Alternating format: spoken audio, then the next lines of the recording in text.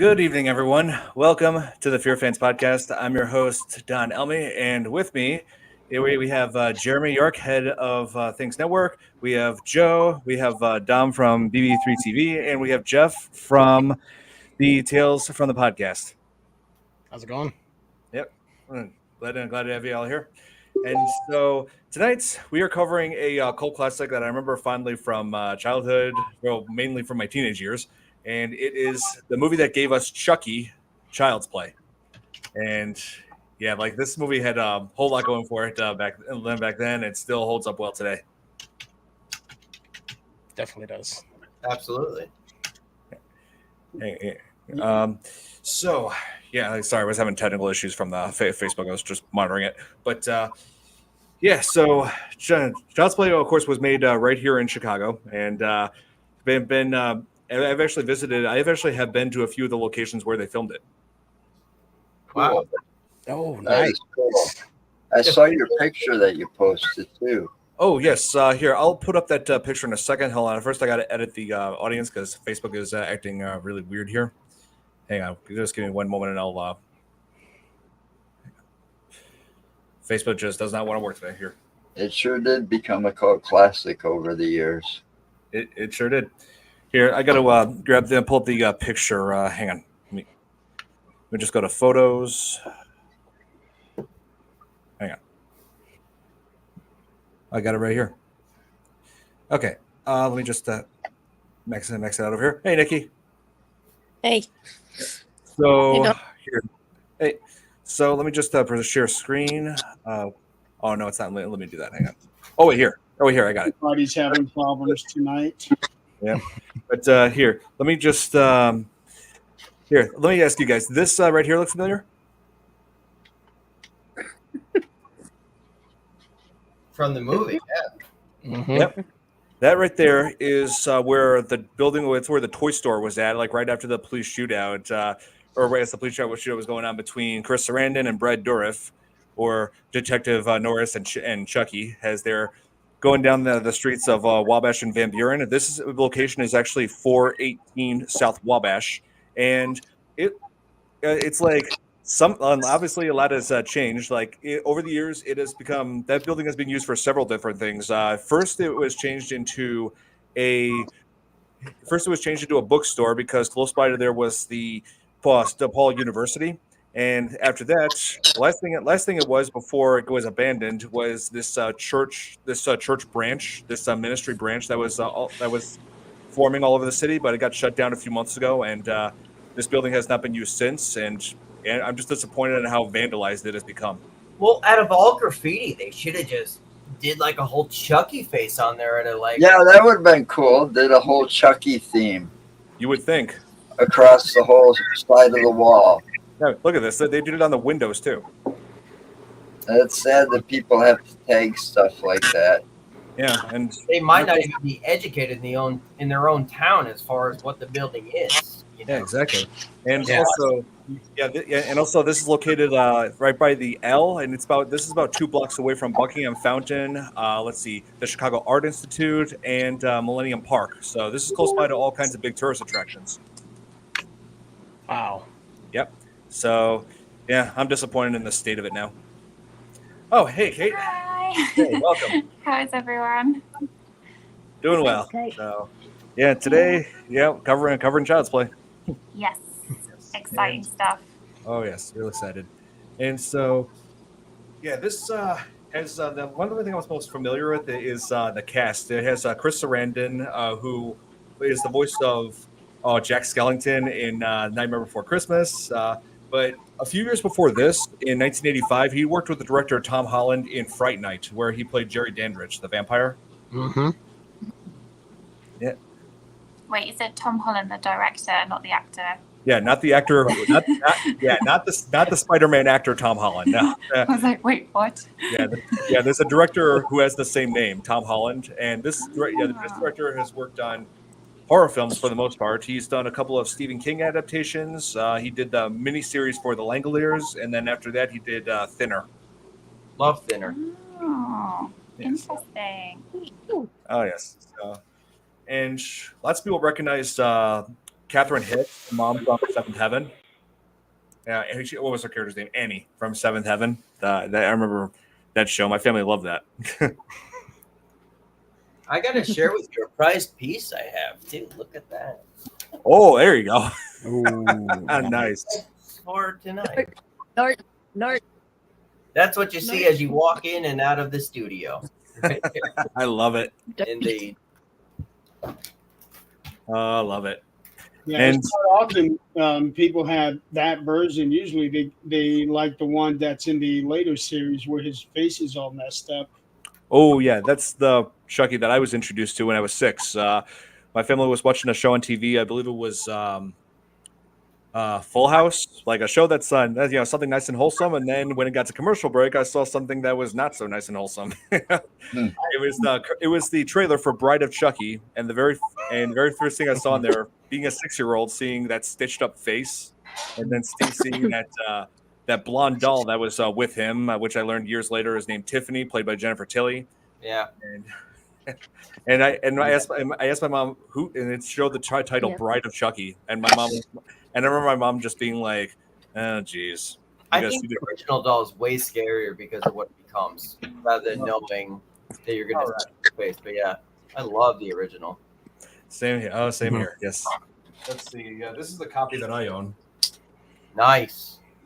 Oh yeah, I just love how the whole concept of the doll turning human. The more that Chucky is inside the doll, because like how they depicted in this movie that they for some reason didn't really use later on in the series, such as his skin becoming less plastic and more human-like, and having a receding hairline, like near the end of the film before he got set on fire. Yeah. Voodoo, right? Voodoo did all that. Oh yes. So So- I have a quick question. Did you know about Chucky's eyes? His eyes. Yeah, like apparently Chucky's eyes were reused by special effects technician Kevin Yeager. Kevin Yeager. Yes, that's right. For building the Crypt Keeper puppet in Tales from the Crypt. Oh, that's right. Yes. What? Yeah. What? True. Yeah, I didn't know that. Oh yeah, Kevin Yeager. He's had his name on all sorts of creatures, all sorts of animatronics in these movies. And after working with Chucky, he actually ended up marrying Catherine Hicks, who played Karen in this movie. And I actually do have footage of their interview. I wanted to show you guys. Let's see. I believe this is it. Here. Sorry, I'm gonna have to cut off everybody's audio so we can all hear it clearly. Hang on.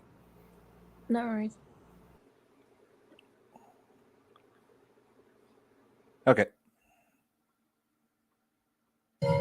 I had already heard the name Kevin Yeager, and I'd seen you with the puppeteers, and I thought, oh my God, he's so cute. So I had one scene left, and I saw him sort of go out the door, way at the end of the soundstage, and I thought, I wonder if he stayed to watch me. That's my first time I saw you. And you were in love instantly? Uh-huh. You were.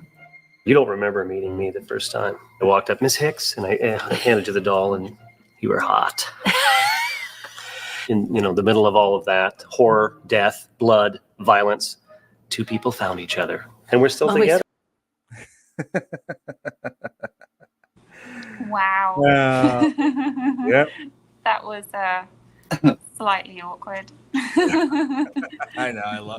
I love that behind the scenes documentary. Yes, and also like when there were times where they mostly used an animatronic, but then there were times where there were more complex movements, like Chucky climbing on something or running. They actually had to use a stunt double, Ed Gale, I believe his name is. Yeah. Yep. So when did you guys first see Child's Play? Did some of you see it when it first was released in theaters? Did you see it on TV as a kid, like I did? Kid for me for sure. Yeah, I remember seeing it. I think much like I'd seen scenes of it and stuff like that. But hi, Chris. I only really saw it properly when I was. This is ridiculous, but I was babysitting.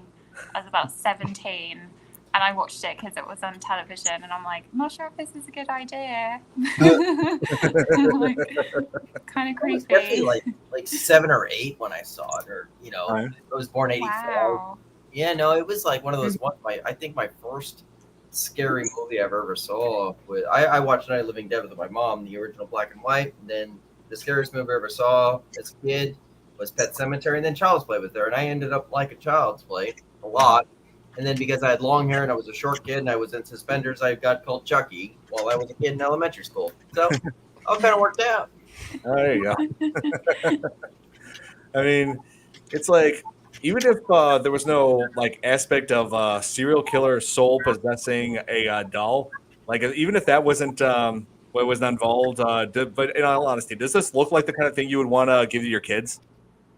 Oh Yeah. my gosh, that's terrifying. Yeah, I would. Nope. Nope. I'm good. Don't do dolls. And I remember when this movie came out, and my brother had a My Buddy doll, if anyone remembers what those are, Yeah. which is very much in the same vein. And I was like, I'm not watching that movie. So I was creeped out by him having this doll. So I didn't see the movie, the original, this one, until probably my early teens. I was finally like, oh yeah, I need to see that. Yeah, I watched the movies when I was like 12, when around the time when Seed of Chucky was being released, and they aired all the Child's Play movies on Sci-Fi Channel. So I watched those. I saw it in theater. I convinced my nice. girlfriend at the time. I was 21. I convinced my girlfriend at the time to go see it. What was it like in the theater, Joe? Was everybody like gasping, Oh, vomiting, well, and you know, back then nobody had cell phones and stuff. So you know, you heard people, you know, they'd get scared and they'd scream, or you'd hear their reactions, and it was really fun being in the theaters back then because you'd get some people's reactions. You know, if the movie would keep the people quiet from chit chatting between themselves, you know. But you got a lot of reactions. People were like, when they came out of the theater, they were like, oh, we got to see that again, you know, or I can't wait for the second one to come out, you know, see what happens next, you know. Yeah. It got such a acclaimed reaction. And when it came out on video, now that would have been VHS back then. Right. I was managing the video stores, and we thought, and this was before Blockbuster came around my area, we thought we had enough copies of that movie, that we ordered enough copies, and that was like 50 copies, and we couldn't keep them on the shelf. They were getting rented out so fast. Louisiana to Chris. Oh, Chris, yeah, Louisiana. I heard like a lot of people of Haiti, like voodoo culture, they practice it quite a bit in Louisiana. But a whole subject I can get into in another day with you, but that's a fact. Yeah. Yep. And I actually looked into the Chucky's chant that he does, like when he transfers his soul, or for the most part when he attempts to. There's that name Damballa, and I looked that up, and apparently Damballa actually is a deity in Haiti's voodoo culture. Well, you gotta make it realistic. You gotta make it realistic. Try it. Live. Hey, you got the call. Take it out and do it. Well, I don't want to take it out. But yeah. Yeah, it's mint condition. Well, see, do you have Yeah, the no. amulet? Because if you don't have the amulet, it might not work. Let's find that's you for the right. next show.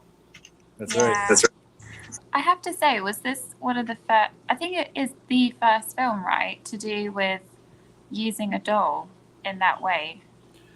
Well, I can't think of any before. there have been a few examples that did inspire Child's Play. Like there was Magic, that film with Anthony Hopkins. Oh, that one scared the hell out of me. That one.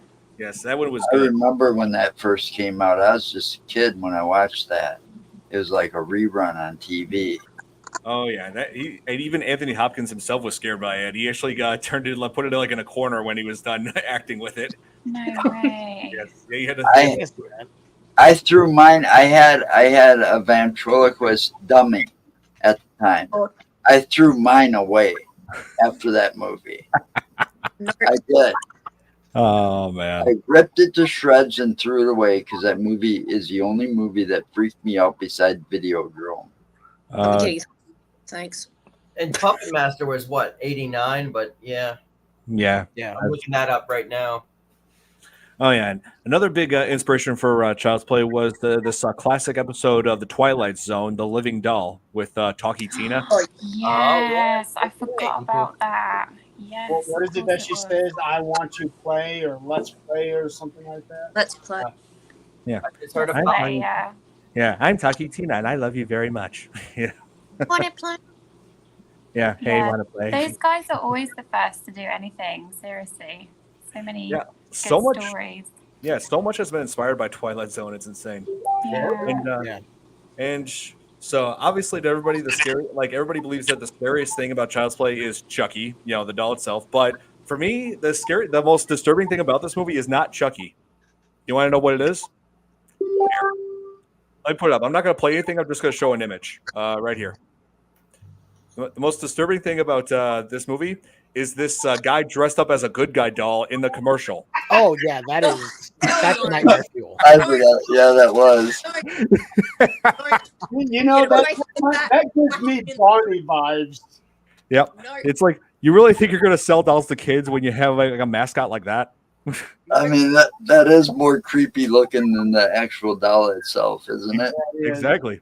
I do have a deep question to ask with this. Yes. Why has Spirit Halloween sold this? Yeah, that is a good question. Oh man, yeah, they should. They really should. Oh, and it's also worth noting that as we all know, the Walkabout Chucky here, the guy dressed up as the doll, he's actually voiced by John Franklin, who played Isaac in Children of the Corn. Oh, cool. Yep. So he's the redhead guy. Yeah, right here. He's. Oh no, that's Courtney Gaines. No, that's Courtney Gaines. I'm going to meet Outlander, we have your woman. Oh no, that was Malachi. Yeah, that was I'm going Malachi. to meet him this weekend. In Isaac is the other one. Yeah, Isaac was the younger one. He was like the one that had the hat and everything. Yeah. Okay. Yep. The leader of the Children of the Corn. Cool. Looked younger, but was, I believe, significantly older than the rest. He had one of those conditions that made him look younger than he actually was. He was actually 25 when he started in Children of the Corn. Oh wow. I Yeah, didn't so know he wasn't a kid. Speaking of age, I saw a thing where the kid that was on the Karate Kid, where he was only in his 20s. He was the same age as this other guy that was working with him or spying with him in this movie, who was portrayed to be like 10 or 15 years older than him in the movie. And it turns out that Ralph is actually 4 months older than him. Oh, let's see. Oh wow. Wow. Yeah, I like the show Cobra Kai. It's good.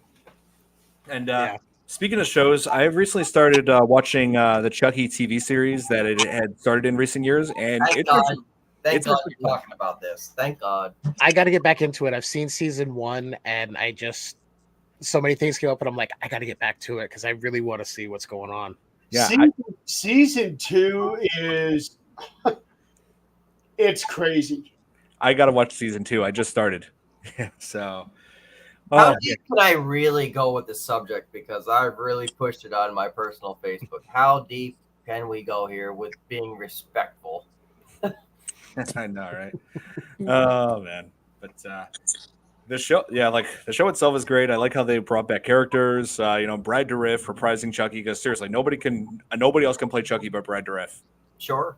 Yeah, it's like as much as I love Mark Hamill, he just doesn't have the same feel for it's not the same kind of tone, the same intimidating nature that Brad Dourif gave the character. I'm talking about the If he had given it a completely different name other than Child's Play, then it would have worked out perfect for how it was. Yeah. It completely changed everything about that movie to the point you can't even recognize it as a Child's Play movie. Yeah, pretty much. Just released it as something else. They should have just called it Buddy. It felt to me like it was such a way for them to just kind of stick it to Mancini and go, well, we still own the Child's Play name. What are you going to do? And he's like, well, middle finger to you. I'll just call it Chucky and keep doing what everyone loves, not some half-assed version. And that's no offense to Mark Hamill. Sure. With me personally, when I hear him get a little sinister, I just hear the Joker. Right, exactly. Right. That's what I hear. Whereas Dourif, I hear someone who is increasingly more unhinged the further into these movies you get. Yeah. Something is messing with him up here, and it just shows in his performance, and it's Oh yes, brilliant. I always loved the whole irony of the good guy doll, because the good guy dolls were like for part of like this franchise, like this big cartoon, and like that was in the movie, and kind of like how Care Bears was. Like it was a cartoon, and then it became popularized by toys. This is was basically a whole like the whole theme about it was child marketing gone wrong, and then the whole irony of good guy because was where a toy that was made to be, bring children joy, but then a serial killer, then Charles Lee Ray possesses his soul possesses a good guy doll, and Charles Lee Ray is anything but good.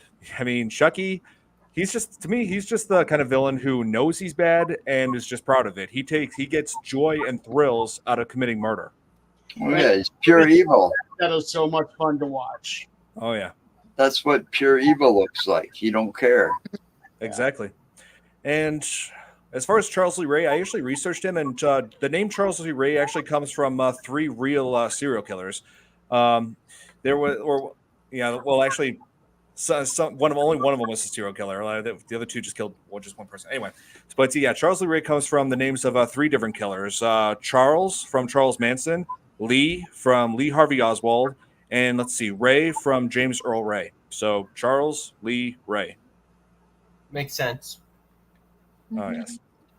So, yeah, like it just feels crazy walking to those locations, because remember this was filmed and takes place in Chicago, and I've been to those locations, and it's very surreal just being there where it all went down. Like that department store that Karen worked at, the character Karen worked at in the movie is now a Target, and I've shopped there a few times.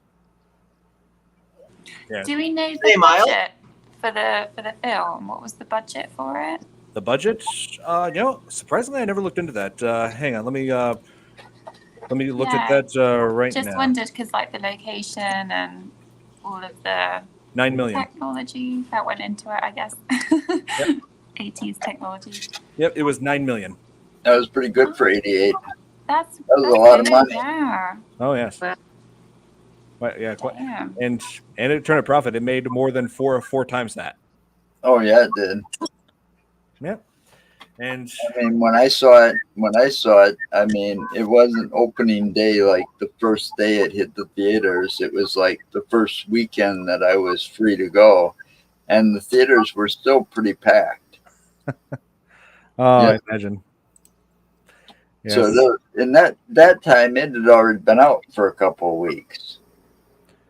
Yeah, I mean, this movie really did terrify people so much. The whole word of mouth, like people were just like, "Oh, you need to see this movie." That doll is terrifying. And they made 3.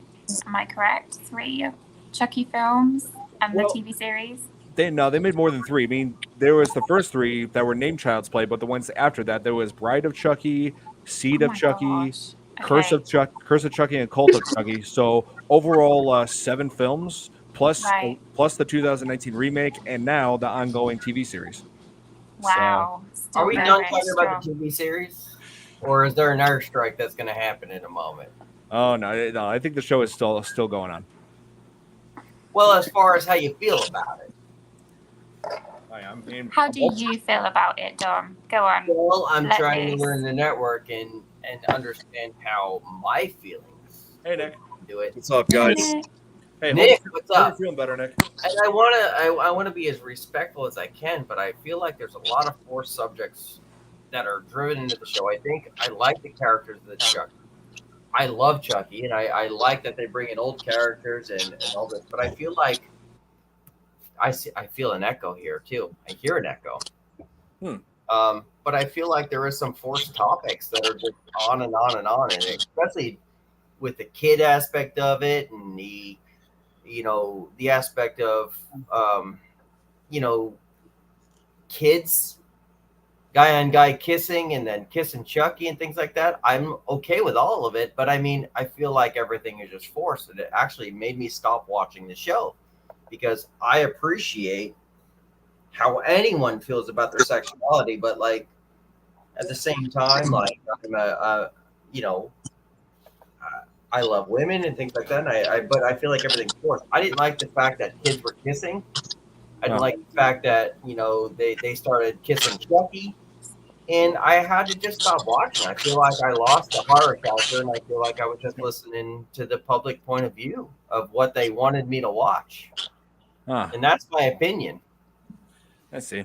I mean, I mean, if there was one thing I was kind of feeling, wait, is there an echo Yeah, totally. Yeah. here? And I'm dropping in and out all the time.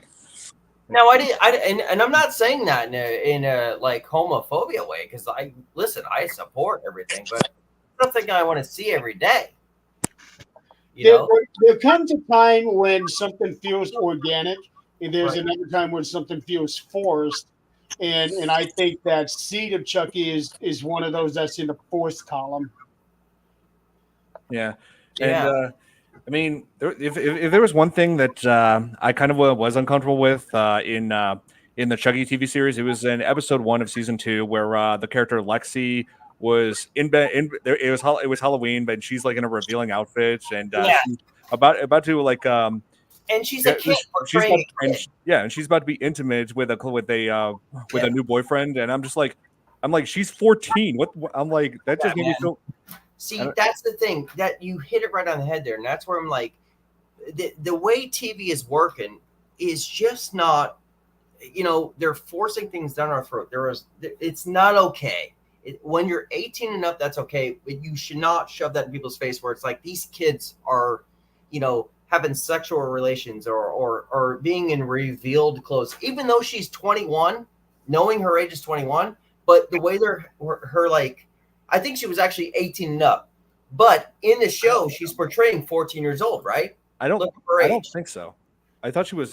I thought she was younger, like 14 at the time. But look it up in there. But I don't think it's okay that we're watching somebody who's 14 years old in clothes like that, and these two gay guys kissing who are underage. I mean, and then forcing it to the American public, or the world public. I think that like it should be, people make decisions in their life, and and it's okay what decisions you make, but like when you take a character like Chucky and it's a serial killer with voodoo and shit like that, now you're adding all this extra bullshit to it. And that where does Chucky stand now? He got kissed by a kid and by another guy, and people are stopped watching. It's like you take the fun out of the horror and you're adding the public bullshit into it. Sorry, I'm cursing, but like that's how I feel about it. I'm like, you just kind of took the fun out of a horror character for me, because you're adding something that I didn't need to think about. Right now, the current ages of these kids, the one that plays Jake, he is 17. This is current age. There you go. The one that plays Lexi is 16 now. I knew it. Yeah. The other one, Devin, there's nothing for me to click on to find out. You might be able to check on IMDb. How is that okay? How is that okay to push on public TV when you have shows like, To Catch a Predator and all this is happening? You literally are telling America to watch this 14-year-old girl or 17-year-old girl. Yeah, basically scandally clad outfits. How is that okay? They should get a mark for this, like they should get the cops called on them. You should keep it in the boundaries that the laws are. And I agree with that. You should never look at a kid this way, Right. I mean, I agree. Like I shouldn't I felt uncomfortable watching, like I said, I felt uncomfortable seeing that with Lexi, like 14-year-old girl, in that, and also doing drugs. So I'm just like, oh, Jesus. Oh, hey, Billy. Good to see you. Hey, no worries, Billy. You're good. Hi, Billy. Yep. Yeah, that's way too young. I had no idea. Okay, here we go. The kid that plays Devin is 18 years old. Yeah, Lexi is a character in the TV show Chucky. Lexi, she's a character in that show. But yeah, we're talking about how Child's Play spawned 6 sequels, a remake, and a TV series that are really good to watch. By the way, it's a good show, but there are parts that I was uncomfortable knowing that there's like adult situations or adult scenarios involving kids, like 14-year-old kids, like drugs and getting intimate and whatnot. So I think part of that, and I'm not trying to condone anything that may be exploitative to children. I think a part of that is Don Mancini pushing back against the system, not so much saying we should push this, but it's like you're uncomfortable with everyday life. It's kind of like why Seed of Chucky, I think, was so camp. He's like, I, as a gay man, love camp. You're just gonna see it. That's what I'm gonna do. And if you love it, you love it. If you don't, well, here's the middle finger. I think Mancini is pushing those boundaries again and is like, you might be uncomfortable, but this is what's happening behind closed doors or what's happening in your own home. yeah, Maybe you're just not seeing it. And then it's all tied into Chucky. right. But it all fits because you think about Bride and then you think about Seed of Chucky with Glenn and Glenda. Yeah. So those themes are already there and they're just carrying it into the series. Oh, Which happens yeah. to play out with there's gay characters that like the kid in the bed, maybe I was like, that's a little weird. Yeah. They're young. At the same time, I think it's Mancini going, I'm gonna push the envelope and see. I have full control of what I want to do here. I'm not saying it should do it every episode, but he's like, I'm gonna make you a little uncomfortable at times and kind of go, this is what's going on. That's the way I see it. But that's my personal opinion. But he I just agree with that because it does touch on a lot of what our children are going through today. Yep. Is presenting it in a horror themed fashion. Right. I can And see so I wanted to bring up what Billy was saying. The actor who plays Andy, yes, Alex Vincent, he is still acting, and he's in the the Chucky series. And I gotta say, I liked his performance in the Child's Play movies. Like in the first one, like where he's 6-year-old kid, yeah, purely innocent, and like He's so good. everybody just loves. A lot of people who watch the movie just really loves that wholesome scene where he's preparing breakfast for Karen, for Catherine Hicks, and is like preparing it the way like a typical little kid probably would. I think that's a great point. I think you hit it right on the head there. Yep. Be And intimate with the dog. Yeah. Burnt toast and all. wait, what? I said burnt toast and all. Oh yeah. Yeah, burnt toast and like pouring way too much cereal and pouring way too much milk. And also, here's something I've never seen. Like taking scoops of sugar and pouring it into the bowl of cereal. Like, did people really do that back in the 80s? Yep. Yes, they did. So basically, Andy's mom. Even if it was already sugar cereal. I mean, if you notice, that was like a Fruit Loops or something, and he put sugar on it already. So you didn't have to do that back then. Yeah, so it was loaded with it. Yeah, basically, Andy was giving his mom the diabetes special. Yeah, pretty much. But yeah, he was like was trying to bring it to her, kept spilling the orange juice and the milk. Thought that was everybody saw that, thought that was cute. But yeah, this kid, he was a great child actor, and during an interview, he said that he wasn't really scared of Chucky because right when the camera cuts off, Chucky stops trying to kill you. So, where'd Nick go? He went into the Nick files. You got swallowed up by his background. Oh, I see. Yeah, at such a young age, Alex Vincent was just so good. He was. Like, immediately you are sympathetic to Andy. You're right there. You don't want to see anything happen to this kid. Right. And Exactly. when he's afraid, it is just kind of catatonic standing there until somebody kind of snaps him out of it. Mm-hmm. It's really good. A lot of child actors couldn't pull that off, but at 6 for him to do that. Oh yeah. So let me ask a question here too. Once Chucky went in the fireplace and there's more movies and then Tiffany's involved, was Chucky less scary and more fun to watch? He kind of got more fun to watch like as the series went on. Like he had a more comical touch to him as the series went on. Like it's like sure he was serious a lot at times. Like I feel like in the first two Child's Plays is where he was the most serious, but then he got slightly more comical and campy as it went on. But I believe that was Don Mancini's intention. I mean, he wasn't trying to make him into like a Freddy Krueger or something. He wanted to make Chucky like its own thing as far as going around doing all those killings. I do have a second question, and it'll be the last one I ask tonight. In a Mortal Kombat zone, who's going to win, Chucky or Sam? Sam? Oh, I gotcha. Sam. Oh, that's a good question. Yeah, Sam, the which was like the mascot for Trick or Treat. I remember that movie. But there have been people who've asked me that. I want to say Chucky, maybe, but I can say for sure. One thing I can say for sure: if he was in a fight between Megan would win. Oh, Megan, it's a good one. I'd Yeah. go with Sam. I gotta Yeah. go with Sam. He's gonna cut you with that candy. Oh yeah, probably. But yeah, Megan would totally destroy Chucky. Seriously, like she's a robot, and Chucky's like all flesh and blood. Yeah. Cool. Yeah. Oh, Chucky's got the pretty high number count after being in Ready Player One there. Oh yes, I showed you that movie, Nick. Yes, yeah. Me and Nick watched that movie this past weekend. Yeah, Ready Player One, and there was that bit where there was Chucky. Seen that one yet? It's good. It's really, really good. Awesome movie, especially if you're an old school gamer. I think to answer Billy's question, yeah, Twilight Zone and Cabbage Patch Kids definitely did play some inspiration. The whole outrage during the 80s of Cabbage Patch Kids that people went nuts for. Yep. And here, I think I could show just a little bit of Ready Player One just to give you guys an idea. It's where Batman was in it too, right? Yes, everybody was in it. It was like a big love letter to people who love pop culture, all that fandom. And so they're pulling out weapons to try to use against Every the time enemy. I watch it, I find a new Easter egg. Didn't she say it's fucking Chucky? Here, it's this. It's fucking Chucky. Best line ever. Yes. Yep, you got to add that Chucky's kill count now. Oh yeah.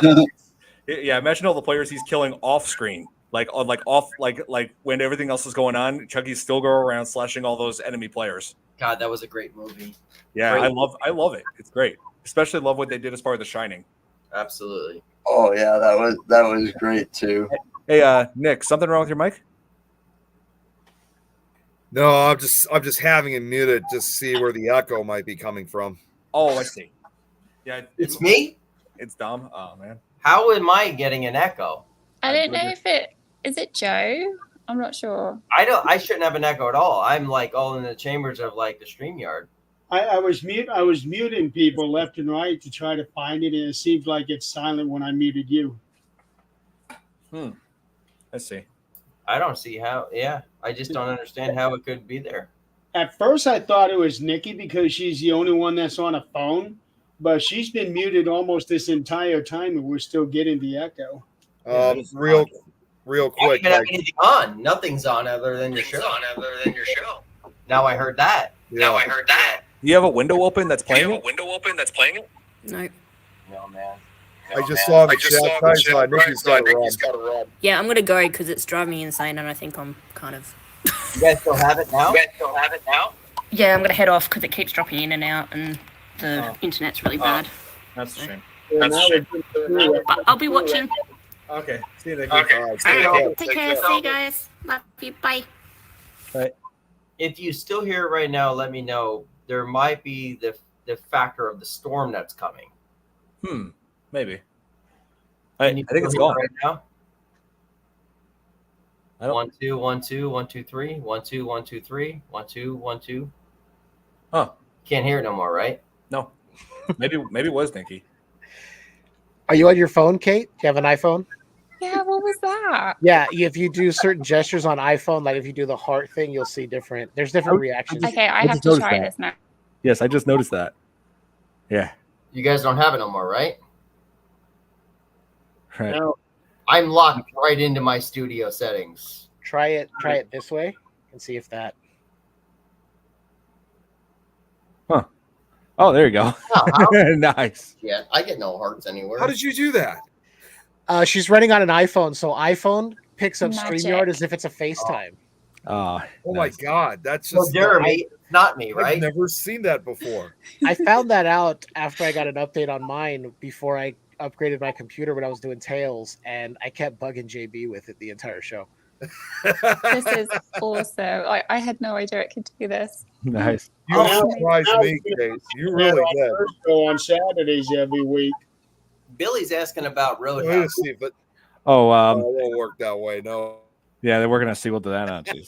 Okay, well, Wait, is there an echo or no? Is it me? Because if it's me, I'm gonna leave because I know there's a big storm outside, tornadoes. I don't think there's an echo anymore. I don't hear it anymore. No. Well, I need an apology from Jeremy. Just kidding. Oh man. I was doing my investigation. I get it, brother. I mean, Yeah. he was just trying to figure out how the echo was, where the echo was coming from. I mean, it's not that he's trying to point fingers. Thursday night, we're gonna get it bad. Yeah. Oh my God, no! That's right. Billy's asking about my head in concert. She did say she was going to use her laptop, so maybe not. Yep. Oh, and, Fingers crossed. That's for sure. yeah. And so, yeah, like we as we see in the movie, Chucky had transferred his soul into a Chucky doll after he had been shot by Detective Norris, played by Chris Sarandon, and then that doll ended up in the hands of a peddler who just came across it. Taking something from I'm guessing is a police investigation. I'm pretty sure that's a crime, and yeah, so he ended up selling the doll to Karen, and then it ended up in the Barclay house, and all hell breaks loose. I'm Like still on Andy your being falsely really wanted that doll. Oh yeah, he did. He It was was- like If I could know, say yeah. just one thing, by the way, and this is actually kind of a cool trivia, Don, you probably don't even know this yourself, but and I remember this several years ago. I know it sounds separate, but I'm going to get right to it. I remember many years ago, Svengoolie showed Child's Play, and he actually said in a trivia fact that he actually had roommate, like friends of his, that actually lived in one of the buildings of where, well, not actually in the building like where Child's Play was shot, but across the street in the opening scene with the store blowing up to the ground. And what he said was his friends who were roommates who lived across the street were actually able to witness that whole thing from their bedroom windows. I looked that up. Yes. Yeah, they actually you can kind of say they got kind of a free showing of a shooting of a movie that was going on at that time. They just saw it just across the street, and the film crew didn't even know it. Oh man, that's crazy. But It really is. Oh yeah, and I just showed a picture of that building, Nick, because I was just there yesterday. I saw it. I was just there. I took a picture. That picture was what I showed you guys. What is it now? It's now an abandoned building. After the movie, it was being used as a bookstore for college kids because there was DePaul University is in that neighborhood, right? Yeah, I was going to say that's where DePaul University is. Yes, but let's see. Then after that, it was being used as a church. Like there was this ministry that was growing in the Chicago area, but that got shut down a few months ago, and nobody's been using that building since. You would have thought a location like that would have been notorious for that, and that it would have still been used to this day. It's amazing to think that it's abandoned in this day and age, and heavily graffitied, which I'm not happy about. Yeah, that really. I can't believe I'm even about to ask this question, but it just seems so disrespectful. But is the graffiti at least something involving Child's Play, or is it just? You weren't there in the beginning. Yeah, that just really sucks. It does. So here. let's ask about that echo real quick. I have a high-powered mic. Are you hearing your voices here? And I need to pull this back way down. Maybe. I don't know. Can you still hear me? Yeah. Yeah, I can still hear you. Oh, hey, Superman. Good to see you. Just lost. Jeremy's gone. Oh, wait. Jeremy said he was going to be back. He said in the private chat. I got you. No worries. And if it's me, I'm just going to leave because I don't want to mess up your show. Oh yeah, maybe. I said the F word, but yeah, maybe you should reposition your mic. Maybe it's just too close to like a speaker or something. I don't know. Maybe, but I'm gonna go through mixers and stuff. But I know it's not coming through my mic because I'm just using the laptop with the mic integrated in it. Oh, here, Billy's asking if we're gonna have Dom and Jeff over for our next week's episode, which we're responding to. It's basically we're doing next week's episode is a request by Billy. We're covering Scooby-Doo on Zombie Island. I'd watch that. Yeah, I watched it as a kid. So I have not seen it. Is that a live I mean, hey, when it comes to Scooby Doo, I'll take anything over that god awful HBO series Velma. I will never watch that second season. I hate it so Bro, much. I'm with you. Yes, bro. I love Scooby Doo, man. But like, I'll never see Velma. They don't even exist. It's just like the females Ghostbuster movies does not exist. Yep. I said it. Yeah.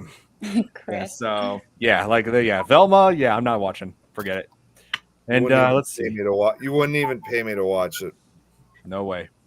And also, some of the toys that came with, like the accessories that they bought with Good Guys, was for the Good Guy doll. I thought the accessories that Andy had were pretty questionable. You know, he had like the builder's like construction set, and which Chucky ended up which Chucky ended up using later on.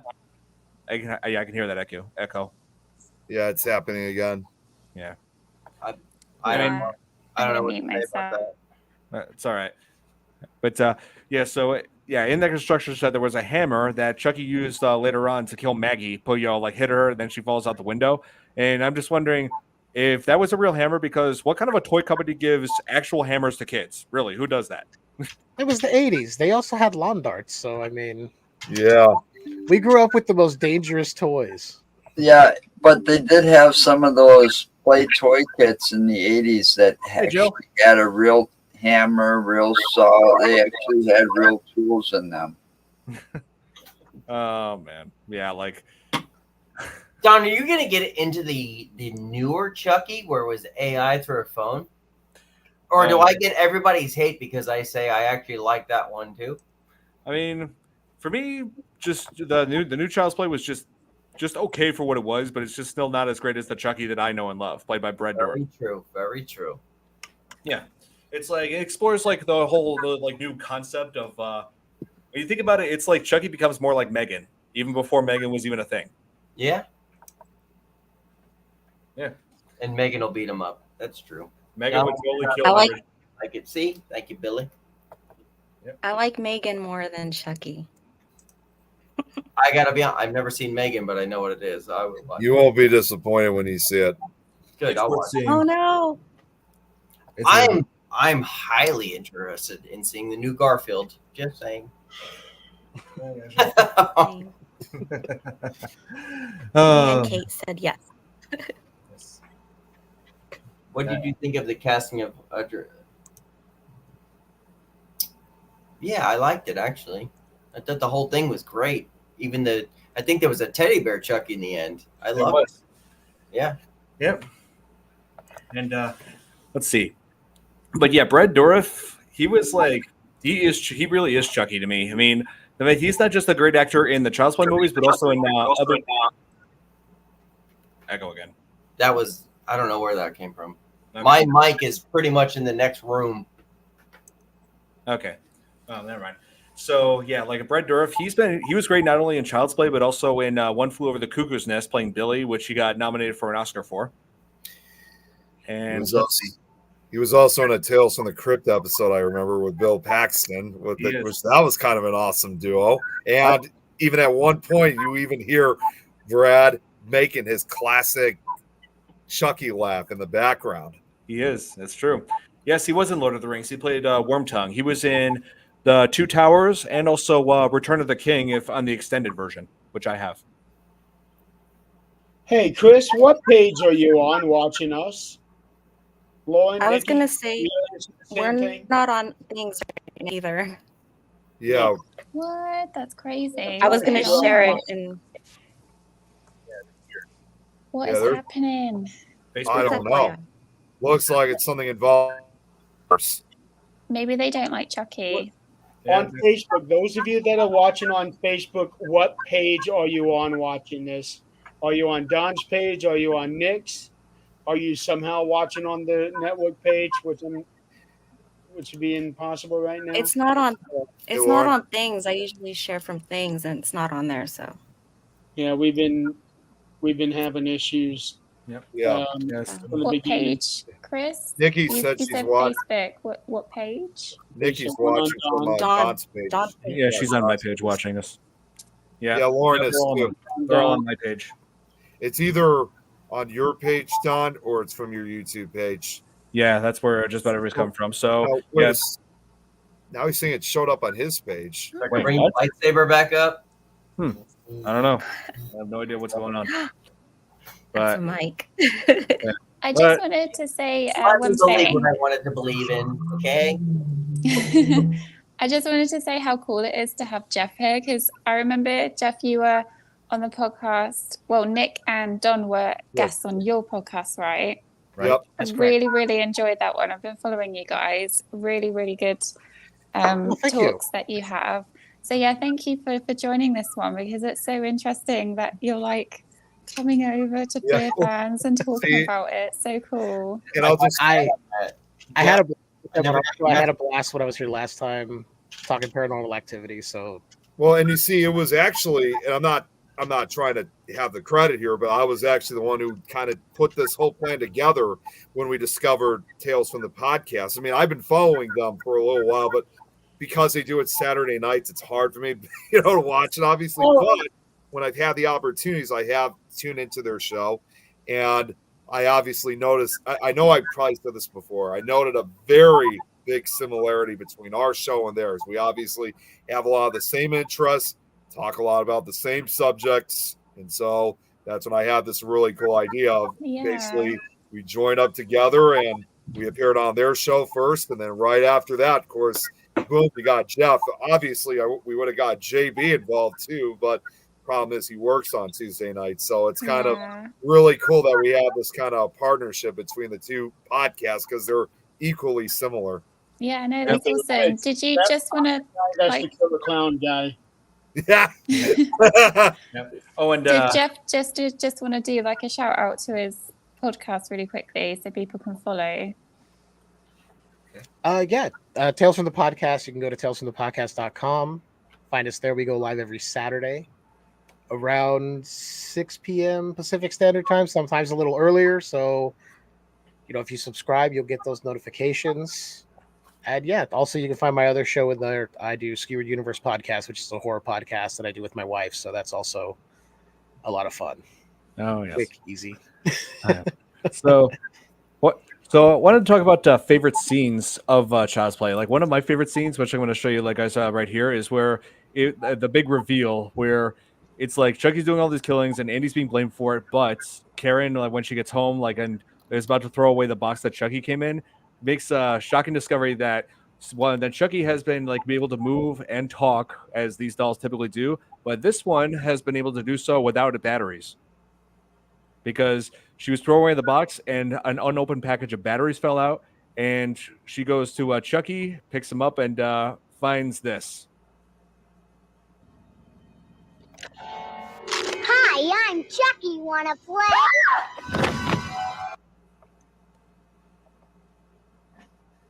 I would say thanks, Mom, for not believing in your kid. Yeah, really. You're a real winner. But what's so real about that is we've all been little and we've all told our parents there's something weird, and it's all it's in your head, or things like this where they're accusing him. It's like he's crazy and he's doing shit. Excuse me, stuff. It's basically like your imaginary friend, just like this little guy is. Mm-hmm. I actually want to watch that. Is it good? I haven't seen it yet. I just got it today. What about Late Night with the Devil? Have you watched that? That's on my list as soon as I get off here. I gotta see it. I gotta see that.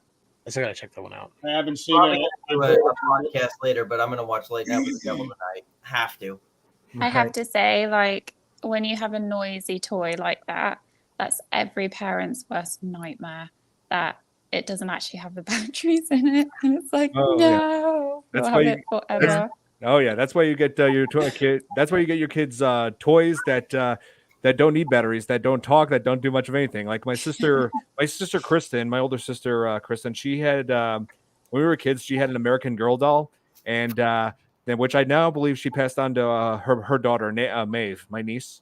So yeah, Maeve has an American Girl doll. That's we don't have to worry about it because it's not electronic, doesn't use batteries, it's not going to come alive and do anything. Yeah. So. I used to have Furbies. Do you remember those? Oh, yes. Oh, man. Never again. I remember those back in the day. Yeah. My sisters collected those too. We had one. That's right. I'm not Yeah, gonna my lie. friends growing up had Teddy Ruxpin. I had something that was called Casey the Robot. So when the batteries would start to die, This one's a and you would play Furby. a tape. Oh, there you go. Casey, Oh my I was God. so scared of my entire life. Never had a Furby. Have a Gizmo. Don't have a lot of toys and batteries. Different show. But yeah, Right. no, Yep. I get it. This one's a Furby too. Oh, Yoda. Where's your Chucky? Nice. Of course, has of Chucky? course he was. Yeah. But what? And I guess like one of the morals of one way to look at child's play is toys are dangerous. Get your kids video games instead. Because when I was 6 years old, they aged that. Because when I was 6 years old, the way Andy was, I had a PlayStation 1 and it never killed anybody that I know of. Good siphon filter. Yeah. What I do like about that scene you showed is not just her reaction, but the roll under the couch of the doll. Like he's strategically getting out of the way. Like, all right, now the game's on. He's like, you discovered my secret. Now we're gonna play, so to speak. Do you think that the stupidity of this movie made it really work? Like, there's a doll that's going to kill you, and their acting really took into play, and how we're going to make this work. You know, like, this movie technically made you be scared of dolls. Well, and if you think about it too, I mean, Don, I don't know if you already said this earlier in the show, but I'll throw it in anyway. Right. Is that what's interesting about Child's Play? Not only just to give that fear almost, but more importantly, it was also at that time one of the first horror movies to combine both the slasher genre and supernatural genre together. So it was also a new way of kind of creating a new vision of horror if you look at it very carefully.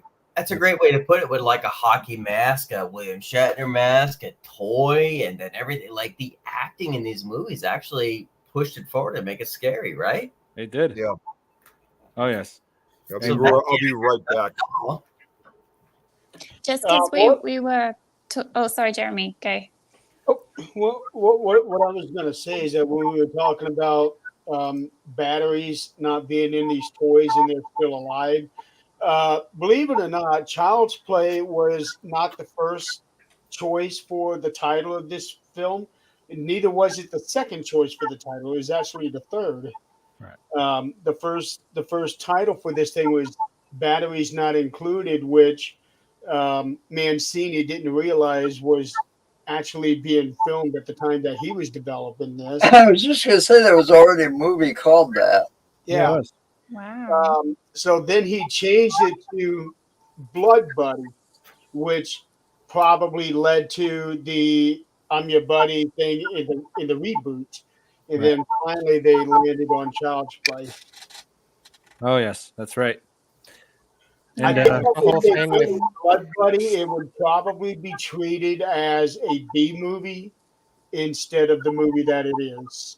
Well, it was going to be so different named Blood Buddy because it was going to be like actual sharing of blood with the doll and all this kind of thing. It was way crazier than what came out, and I'm like, maybe it's for the best we didn't get that. Yeah. Although now if somebody were to make that, I'm like, I'd probably watch it because it would probably be like on Shudder or Screambox directly there, and I'd probably watch it and have fun.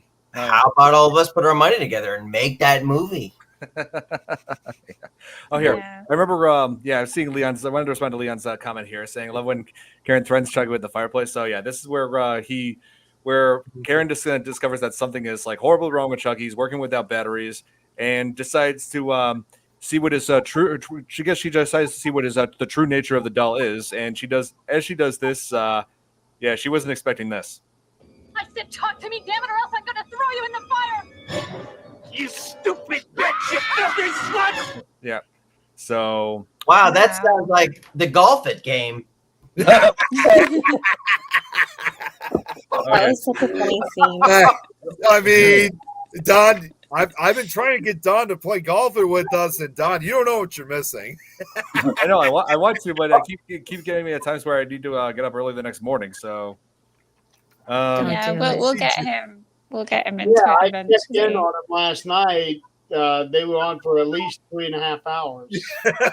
Yeah, something like that. It was after midnight my time when we quit. Birdie. So that means you're off for 4 hours then. Yeah, I have to say, Well, we'll make it happen. because we were talking about when kids growing up and toys that scared us, blah, blah, blah. When I watched The Mask, I would never, ever put on a mask after that, not even for Halloween. Did it scare anybody else? Or the Jim Carrey? Jim Carrey. The Mask, Jim Carrey, original. Nope. I thought that was the funniest movie I'd ever seen Jim Carrey do at that time. But it was terrifying. It really I scared thought it was me. funny. I thought it was hilarious. I thought it was funny too. It's classified as a comedy. Yeah, I mean, I read recently that Jim Carrey was the first actor to been in like three number one hit movies in just a year, and the three in that year were The Mask, Ace Ventura, and Dumb and Dumber. Wow. I care for Ace Ventura. But So just me. I was the only scared one. I was kind of hoping I'd find masks that would do that. Yeah, me too. Oh, man. Okay. You know what? I do, actually. But I get why it would be terrifying, especially because you don't know what's going to happen. You're like, what am I going to turn into? It's not going to get off my face. Like, Like it's going to stay on my face forever. Oh, yeah. I mean, I read in recent years that parents are actually scared of like paranoid about children when like trying out different masks at toy stores because of they said like it's a way people are spreading lice now because you put on a person who's infected with lice in their head like puts on a mask, the lice get out into the mask and then they infect the next person who wears it. Oh hell no! I'm not going to plug here, but you guys ever find magazines like this? Oh, that looks familiar. What is it? So I've been trying to find a lot more. So this is one of my favorite movies, Halloween Season of the Witch. I absolutely love the movie, but like Season of the inside, Witch. it goes right through it, and I can't find the magazine anymore. You know what's funny? You know, all this talk about Season of the Witch should have been a standalone. Yeah, meant to be. Yeah, I think it was. You know, all this talk about masks too. It's kind of funny you brought that up, Don, because obviously, well, as most of you guys know, I've actually worked at Spirit Halloween, but surprisingly, I was gonna ask if you worked at the Silver Shamrock the way you were bringing it No. up. I wish. No, we're at Spirit Halloween though. I mean, I didn't really see much concern like when kids were trying out masks and their parents were there. I never heard that once ever of them saying, you know, you're going to get lice or anything like that. So it's kind of a funny thing, kind of funny that you brought it up because I witnessed a lot of it, but I didn't see any concern back then. Yeah, it's the same for trying on hats in schools. Saying, hey, don't put that on. You're going to get lice. Yeah, I didn't see any of that when I was working. That's been something they've been saying to you since the 70s. It's just that after COVID got out, people are more germophobic now. Bro, I think Kate hit it on point, like with the hat thing, you trying hats and stuff like that without her saying it. I try shirts. I don't even wash them. This thing has been not washed. I got it at Walmart like a month ago. I haven't washed it once. I'm just trying to get the fragrance in, the you know. I don't want to get your stink on it. Yeah, man. And like, you feel like your the way you want the shirt to feel, it breaks in. Man, Nice. masks, all that. Come on. Maybe that's a guy thing. I don't know. It is. No. It's just a dumb thing. I'm not joking. I'm very It's just a dumb thing. I'm breaking this bitch in all the way through. The only thing I break in Sure, was, yesterday. the only thing I break in were a pair of cowboy boots, but no, this shit's got to be washed. Man. Let's see.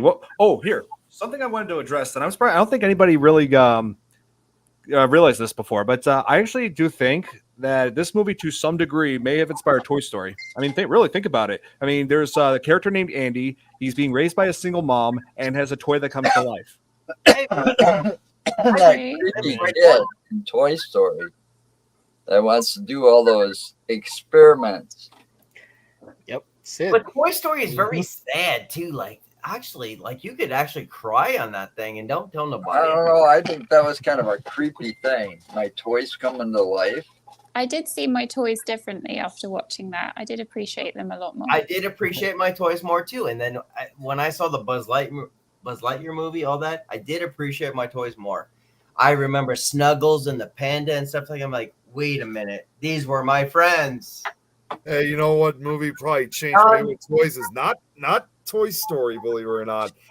Probably would have to be Puppet Master and Demonic Toys. Oh, yeah, there you go. Oh, Jesus. I saw that when it first aired on TV back in 2004. Which one?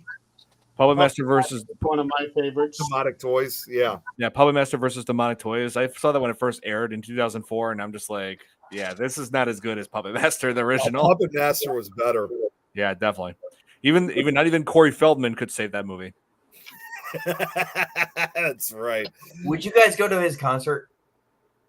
Who's Corey Feldman? Yeah. No. Oh, I don't know. I've never heard his music, so I can't say. I never heard it either. I've heard 2 of his songs. I have to admit, they're kind of catchy. I would go. See, the last time I saw something I don't involving think I'd Corey, take a date there. I would probably take Jeremy or Nick there, but I mean, I wouldn't take a date. We'd have fun that night, my friends. Last time I saw something you're saying that you wouldn't date them, Dom? Wouldn't what? You wouldn't date them? Like joking. No, I would take the boys there. See, last time I saw something involving Corey Feldman was probably he's actually one of my favorite movies with Tom Hanks is The Burbs, which I still need to show you that movie, Don. That was a good movie. Hey, Nick, the deal is you get caught up with Stranger Things, and I will watch I'm it. doing that. I mean, you got plenty of time. Season 5 is still. You know, back in the 80s, it was Haim and Feldman, the 2 Corys. Yeah, Corey and they did a lot of movies together, like Dream a Little Dream and God, I can't remember all of them. But License to Drive. Yeah, License to Drive. Yeah. The only important. I said The Burbs. The Lost Boys. Yo, Rob Field. Oh, and another favorite scene that I wanted to mention, like my favorite Andy moment of all time, and not just in Child's Play, but overall and throughout Chucky history. My favorite moment was where the fireplace, where Karen had Chucky trapped in the fireplace, and then was about to light it, but then Chucky said, "Andy, please, we're friends to the end, remember?" And then his response was, This is the end, friend. Yeah, I love that. The way he said that. Yeah. I'm just watching that scene. Now. Said that. I actually No one pulled alive that knows how audio I of think him what a saying joint that. I pulled that audio clip of him saying that when I was creating the intro for Skewered Universe podcast, and it's in there towards the end. Oh, that's So awesome. you have the way it plays out. If anybody wants to listen, when you listen to Skewered Universe, the intro plays, and you hear Andy say, "This is the end, friend." And then, of course, I have John McClane from Die Hard going, "Happy Trails, Hans." It's just, That's really cool. There It's you almost go, yeah. it's almost a Schwarzenegger line, isn't it? Yeah, it's just it's delivered so well. It's just, "This is the end, friend." Yeah. Just the look, the way he delivers it. It's or here's a Schwarzenegger. Nailed that line. Oh yeah, he could have also been like Schwarzenegger and say, "You're fired." You're no longer a good neighbor. Yep. Remember when I said that was your best friend? I lied. Not even knowing that you guys are. Chucky, you son of a bitch. That might go down as like a great line ever. Like when Terminator says, "I'll be back" and things like that. Like, man, that's a good line.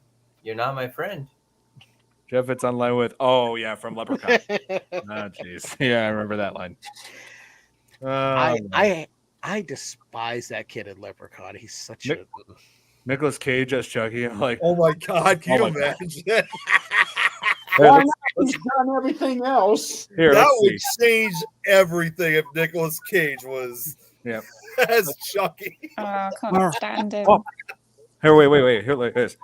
I'm Chucky, and I'm your friend to the end. Heidi ho. Nick, at the end of this conversation, I need you to do me a favor. I need to record your laugh to put it as my ringtone. To every phone call I get is going to be a happy phone call. Honestly, you make me happy with it. How you laugh. Mark Hamill as Chucky. I mean, you're not the first to have said something. I just mean it. I really mean it. Oh man. Yes, thank you. You're very welcome, Chris. I have a Chucky story from growing up. Uh-oh. Hear it? yes. God, Well, let's hear it. God. Well, I was a teenager, so I don't know. I could have been like 12 to 15. But one of my friends called me, and we babysit. We're like babysitters club. And she's like, "Jill, there's a Chucky doll, and I think it's after me." And I was like, "She's babysitting at another house." So I was like, "What do you mean?" And she's like, "Well, I stuck it in a closet, and the closet pushed open, and it fell out." So I was like, "It's a doll. Kick it back in and shut the door." So, we were calling each other when we get scared while we're babysitting. So Oh, I got you. That's so she really sweet. thought that Chucky was after her. She really believes it. And so I was just kind of like, "Well, just chuck it back in there and shut the door and push something against the door." I Oh, believed her. Oh man, that's scary. Oh yes. So, there's one more clip I wanted to show you. It's a it's a parody of Child's Play. It's been depicted by this YouTube channel called Smosh, where they did a video I remember watching in college, a video called "If Scary Movies Were Real," and so they got to the Chucky parody segment, and here it is. Let me With Nicolas Cage. no. No. Okay, here. Let me mute so we all I'm can gonna hear. have to answer my phone. Nick left. Here, let me just mute everybody so that we can all hear. Hang on.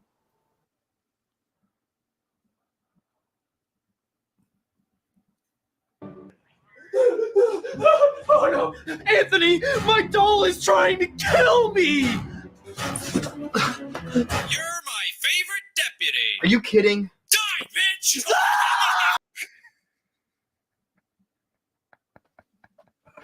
I think that's like what happened with my friend.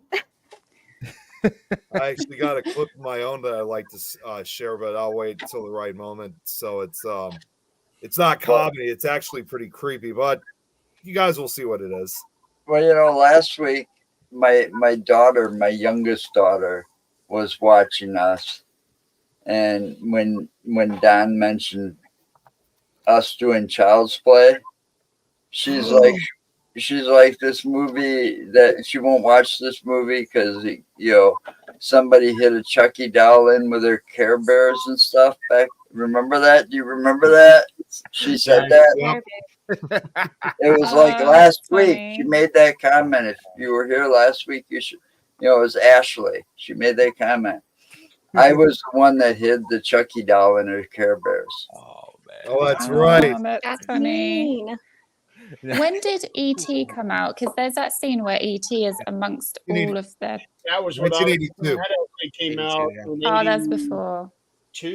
1982, yeah. Yes.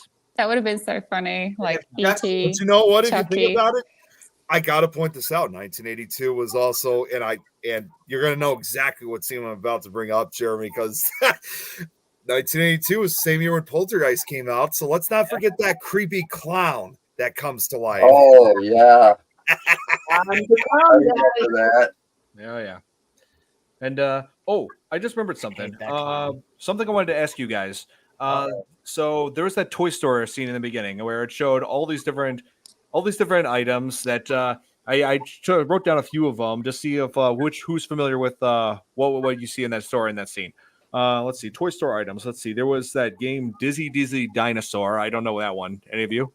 Yep, I've seen it. From Toy Story, to be honest with you, other than just I cried at them. Okay, let's see. Oh, Fireball. no, it's just a toy store. Dom. Yeah. So let's see. Fireball Island. Anybody familiar with that game? Yeah, that was a board game. Yeah. Okay. Let's see. Power Play Table Hockey. Yep. I know table hockey, but I don't know about that brand name. Okay, let's see. Princess of Power Crystal Castle. I believe this is like a She-Ra, He-Man sort of a thing. He-Man, She-Ra thing, definitely. Oh yeah, that He-Man was a huge. That was right around my era. So I'm 44, so that's what I grew up with. Well, I had She-Ra. kids, so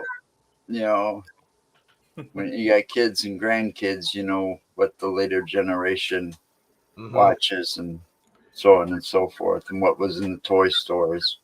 Right. Here's something I'm familiar with that I saw in the movie. There's a Mousetrap. I remember that Oh game. yeah, Well, I I had remember Mousetrap. Older than you are. I had That Mousetrap. game's older than most of you. Yeah. Let's see. Perfection. Yes, Yep. I had that Lord game. knows It all of scared the these. crap out of me when it popped up. I had Oh, that's- Travel That Perfection. game goes back to the 70s as well. So Oh, to make a quick joke, she says E.T. and Chucky as friends, they would put out your heart light. See where I went there, guys? Yes. Nick, you didn't laugh? Oh, you- Oh man. Here. Oh, let's see. Let's see. Operation. That's a classic. Yeah. Yep. Oh, yeah. Bzz. Yep. Yeah. So those are the ones that I noticed in that Toy Story scene. Yeah. So let's see. What did you think was the most terrifying scene? A few people were like saying that there was the scene where he goes to his voodoo mentor's house, John, and gets the information about how to transfer a soul out of the doll, and like killing him with a voodoo doll, which I find very ironic. You know, a doll using a voodoo doll. Funny. I think for me it was the scene where Crispy Chucky is stalking Andy. Oh, yeah, that's a good part. Yeah, That is just like if you were a kid stuck in that and that was coming at you, You you'd freak acting the out. same way. Yeah. Oh yes. It's that, and then I think a close second is that voodoo scene where he's just relentless to that guy. He's like, "Well, you won't tell me. I'll torture you until you will." Yeah. Right. And then I'm just gonna leave you here once I get the information. Yeah, but he says, "Tell me or die, John. Your choice." More like, "Tell me and then you'll die." Yeah, pretty much. For me, it was the doctor with the shock collar thing around his head. Oh yeah, I remember that one. Yeah, I think they I actually just watched clips because I didn't get a chance to watch the movie, but I've seen it so many times. I just watched a clip of that earlier, and I was like, God, I forgot how they keep cutting back and showing the progression through that whole thing. It's Oh yes, I remember that. I think the scene for me was probably, well, we already talked about. I think first time that freaked me out was when we got to see actually Chucky alive before being threatened by the, to be put into the fireplace. That was, yeah. Oh yeah. Man. Well, for me, I think it was like we already brought it up. Was the mental moment of the mom and the kid knowing he wasn't lying. I think that was like the virtue of like, well, fuck, the kid wasn't lying. We have a problem here. Like there's a trust issue, and there's the non-belief, and there's like, oh my god, we have a problem. So I think that hits on a lot of mental issues as far as watching a movie. Oh yeah. What about you, Jill? Did you already say which scene freaked you out, Jill? I think the scene with the friend or the aunt flying out of the window, I think that was kind of horrific and yeah. traumatic. It kind of stuck with me for some bad reason. But I think Chucky being burnt and melting and all black and stuff, I think that was the scariest for me. Yeah, I agree with Jill. Definitely. I got I'm call the cops on me. I got mental issues then. No. What about Joe? Yeah, I'm with you guys. I agreed with Jeff there too. When he got, when he after he got thrown out of that fireplace, he comes and starts chasing poor little Andy there. I'd be a kid, I'd be freaking. Yeah. I know. Stalking people. But as a movie watcher, didn't you know that was going to happen? Well, yeah, you expect it, but think about it. Mm-hmm. Yeah, I thought about my mom not like trusting me, and then like as a movie watcher, I see this little burnt thing running at me. You knew when she was threatening to throw him in the fireplace, he was going to come alive. But when the first time you watch it, you can't tell me you didn't jump a little bit. I probably did. Yeah, I probably shit my pants in the diaper, but who knows? But you knew it was coming though, because that's the way horror movies are. Yep. I was a But bit shocked. Still, it got you because it's the timing of the moment. You don't know exactly when it's going to happen.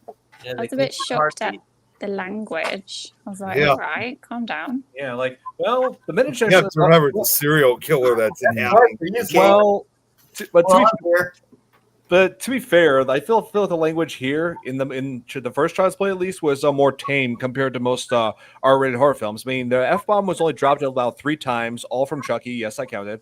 No, Yes, I counted. They didn't need it because they didn't have to have a certain thing to try to scare people.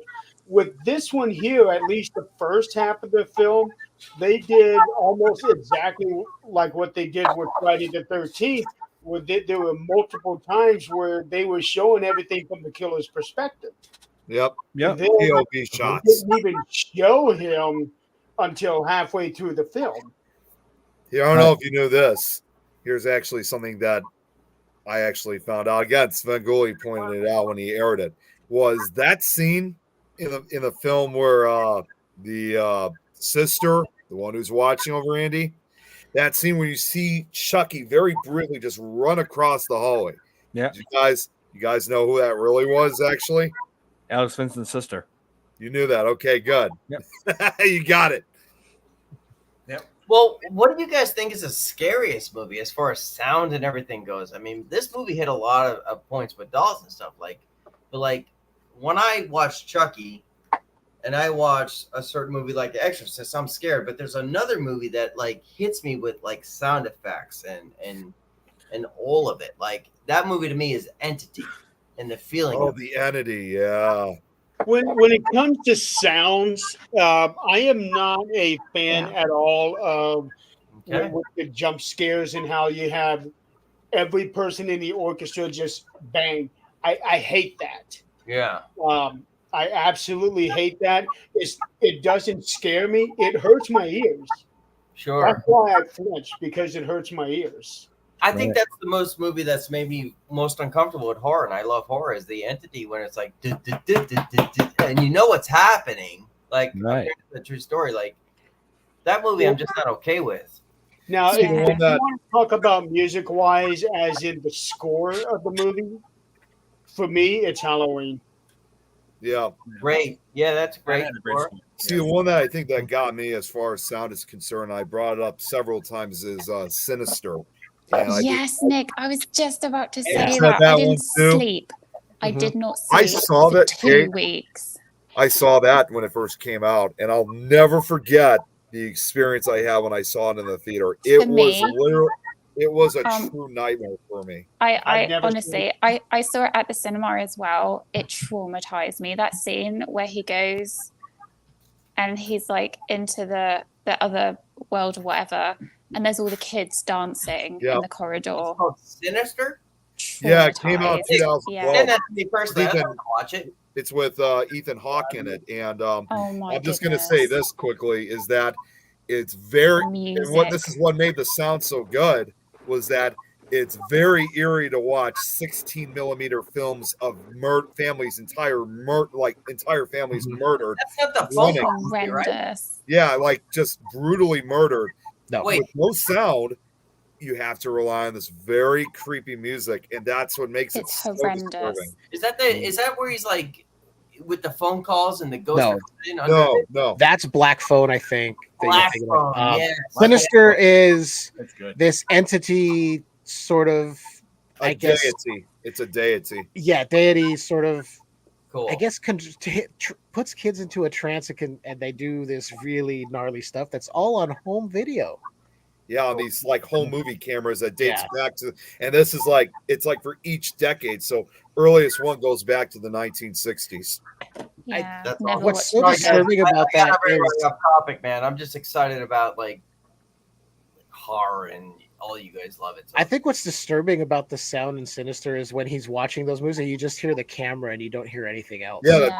Except him once in a while, quite like going, because he doesn't scream or anything. He just gasps, or he's quiet and just covers, and you're just hearing that camera just like. It's so tense, isn't it? Like you can hear yourself breathing, and that's just terrifying. Like I honestly, that movie. Well, just to throw one final thing out about that movie, I saw that movie when I was 19, when it came out in 2000, and this must have been about a week or two before Halloween, so it couldn't have also been at a better time. But the time that I went with a friend of mine. We went to a 10 o'clock showing, so it was late at night that we saw it. And when we entered the theater, there must have been 2 or 3 other people in this theater. So we were totally on our own. Oh my when we were in goodness, the theater. Nick. No. Yeah, man. Hell no. Yeah, that Sinister had a great music. They had a good music score to it too. I've listened to some of their music Horrendous. score. The one that I listen to frequently, believe it or not, is when the music that they use for Sleepy Time '98, when their throats are cut. That Ooh. album is actually from a group or a duo called Aghast. They only made one album, and it was actually made back in the mid 1990s. They have some of the most disturbing, creepiest ambient music I've ever heard. And what's crazy is that it's only done by 2 young women who are like in their early 20s. So you would never even think that it was done by basically college age kids. And also, these 2 women they actually recorded it out in Norway. So it's also kind of interesting to be hearing like Norwegian dark ambient music. Sadly, however, one of the and it's believed that these 2 singers actually were real witches in real life because their photos are like them performing rituals. Sadly, one of those singers though has passed away a few years ago. She was actually murdered. She was shot by it because Norway they don't use because of unlike here they're very strict with guns. It was actually an arrow attack, and she was shot by an arrow. Wow. Oh my gosh. Yeah, so every time I listen to that album, it's creepy. Don't get me wrong, but I also listen to it in her honor. Yeah. And speaking of music scores, I find that the music score at the end of Child's Play is pretty underrated because let me just set this scene for you here. So this is right after they had killed Chucky. Like here's his remains, his burned remains. They shot him through the heart, which was the only way to kill him, at least for this movie. Yes. So, but then there's where Karen takes Andy, like saying, "Come on, we're gonna go to the hospital with Mike and to treat all our injuries because several of us have been stabbed." And Andy like looks back at the As you remains, just looks back at Chucky's body, and then there's this. It ends with this shot right here. Just Andy looking back. You see, just That's a creepy shot. Yeah, it is. Yeah, it ends with this shot and fades to black, and you can feel like this sense. You like just to look at his face, you could see like this emptiness in him, like something is missing, and that's the innocence. And I guess he lost the sense of innocence after seeing so many horrific things, including murder, and that's what the ending score signifies here. Let me just play it for you.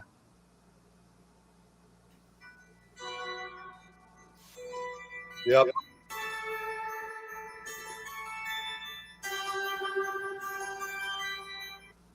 Yeah, I mean, I find like, that. Yeah, is that like a synth harpsichord sound? Yes. Crazy. Believe it or not, that's another song I got on my Halloween music list. Yeah, like, I find that score underrated because it actually is kind of beautiful and kind of chilling at the same time when you know like what the message of it is. It's like an eerie lullaby, if you will. Yeah. It signifies like I said, the loss of this sense of innocence. Yeah. Yeah. And Because speaking to that, it's nice that you brought that up because I think as far as the Alex Vincent version of Andy, that has been throughout most of these except for 3, and Seed and Bride were saying, as far as the Andy Barclay story that Alex Vincent portrays, you see that play through 1 and 2, and then it's still there in Curse and Cult. Yep. Because now he's like, you took something away from me, so I'm driven to never let you do that again if I can help it. Right. That loss of innocence became his drive to stop it. Exactly. And Yes. it's just made him so different as an adult. It's an And- evolution of that character that I think really naturally happens when you look back at this first film. That shot of him looking back through the door. He's no longer the cute, innocent kid from the beginning of the movie. All right. Yeah, now he's now like this an actual fighter. traumatized. Yeah. That's right. And He thinks Chucky's gonna come back. Like he's not then- dead. yeah, And did. yeah. Not only that, like Chucky's like, we didn't talk about this earlier. Chucky like had this motivation where he found out from his voodoo mentor that the only way he could leave he was able to get out of the doll, the doll was turning human, and he didn't want to be trapped inside that doll body. He had to transfer his soul into the very first person he revealed that he was Charles Lee Ray, still alive. And the first person who he revealed it to was Andy. So his mission for this movie and the next one was to try to transfer his spirit into Andy's body. No. And so he has failed at that, obviously. And then he tried it again with that new kid when he had his new body in part 3. Yeah, he found a loophole. He did. That would allow him to put it into somebody else who's like, I'll live as Tyler. What the hell? Mm-hmm. And that movie was actually my introduction to Chucky. No, yeah, mine was. He's there this weekend. I'm going to Spooky Empire in Orlando. Oh, so nice. There's Twilight and all that. So I'm trying to see if the Chucky cast is there, so I can maybe add to this for you guys. There you go. Find your Chucky doll so they can find it. What a great idea! I would You not. know what you might have to do, Dom, too, is because of I'm not sure how far it is from Orlando, but at some point you're going to have to make a stop to Key West to see the real inspiration that inspired Chucky. Robert Dollar had been there. You already been there? Yeah. Oh. I never thought anything about it because I don't do much paranormal shit no more, but I already have. Yeah, shit happened to me. I saw Robert the Doll in the fort. Yeah, shit happened. Because I did everything I wasn't supposed to do. It did happen, but I can't prove it. I see. Gorgeous, though. Honestly, in person, absolutely gorgeous in a glass box by itself. Really, I mean, just absolute respect to see what it is. But yeah, I did everything I could to make it fuck with me. And it did. Maybe. Then Robert, I that was awesome. My own doll that sits on the couch in the living room. Oh, that's right. Oh yeah, and like so, yeah, like basically like the events that take place between Child's Play 1 and 2 show you that the police department in this film is terrible at their job because if they had examined the blood that came from Chucky's body, they would see maybe there's something actually wrong with this doll. Something's going on here. You know, these people are not crazy. They must be from my town. Yeah. Everybody's getting tired. Nobody feels the jokes no more. No, I got it. Tough crowd. I swear to Christ, I couldn't get Tom's Brady's roast. I can't laugh too hard on those kind of jokes because our cops here are, you'll go missing. Oh my gosh. That's what I'm saying. What? Scary. I don't know. So this weekend, Alice Cooper. California cops are bad. I'll just say that. So, Dom, is this event that you're going to? Is it like horror Disneyland? Like, what is it? Yeah, so they do it like twice a year. So it's in October, in May, and so Alice Cooper's going to be there this weekend. You get to like Alice Cooper. Nice. That's why I'm going because I love. Oh, Alice. I am so jealous right now. Now, also, the whole jokes all week long were like the Twilight because I actually like the Twilight movies, and I don't give a shit what anyone says. I enjoy them. Who's going to be there? So most of the entire cast. That guy who's pretty good looking and will never be good looking as that, but that girl is very pretty. Twilight. Yeah. So the whole time, whatever. And then like I'm trying to look for if Chucky's going to be there. So there's a whole bunch of Jason and Willa Ford. She was a singer with One Hit Wonder. She's going to be here. Who? What the hell was she in? Friday the 13th, 2009 remake. Yeah. Read that? Okay. But there's a lot of people. So I unfortunately know way too much about the Friday the 13th. when I go to these, I'm not going there because I'm a fan. I go there to recruit to like interview you. So this is my blueprint of what I do. Now I like Twilight just because like girlfriends and stuff like it. Like it's not my favorite vampire shit, right? I'll never read the books. I'll never support it. Hate all that shit. I like the Lost Boys and all that, the real vampire movies, but I'll watch Twilight. I didn't hate it. So I can't knock it in that way, Oh, yeah. Do you bleed gold? Probably not, but yeah, for what might been around. Okay. So all these people at Friday the 13th, if I find some Chucky things, I'll bring it back. Just look up Spooky Empire Orlando. I'm going there Saturday morning. I'll look into that. Oh, and Dom. This guy freaks me out. I kind of want to meet him just to get like, I may call the cops on him just when I see him. Oh wait, hang on. Who is that? Let me see that. I'm gonna His put. name is Sky Flober or Elober. There you go.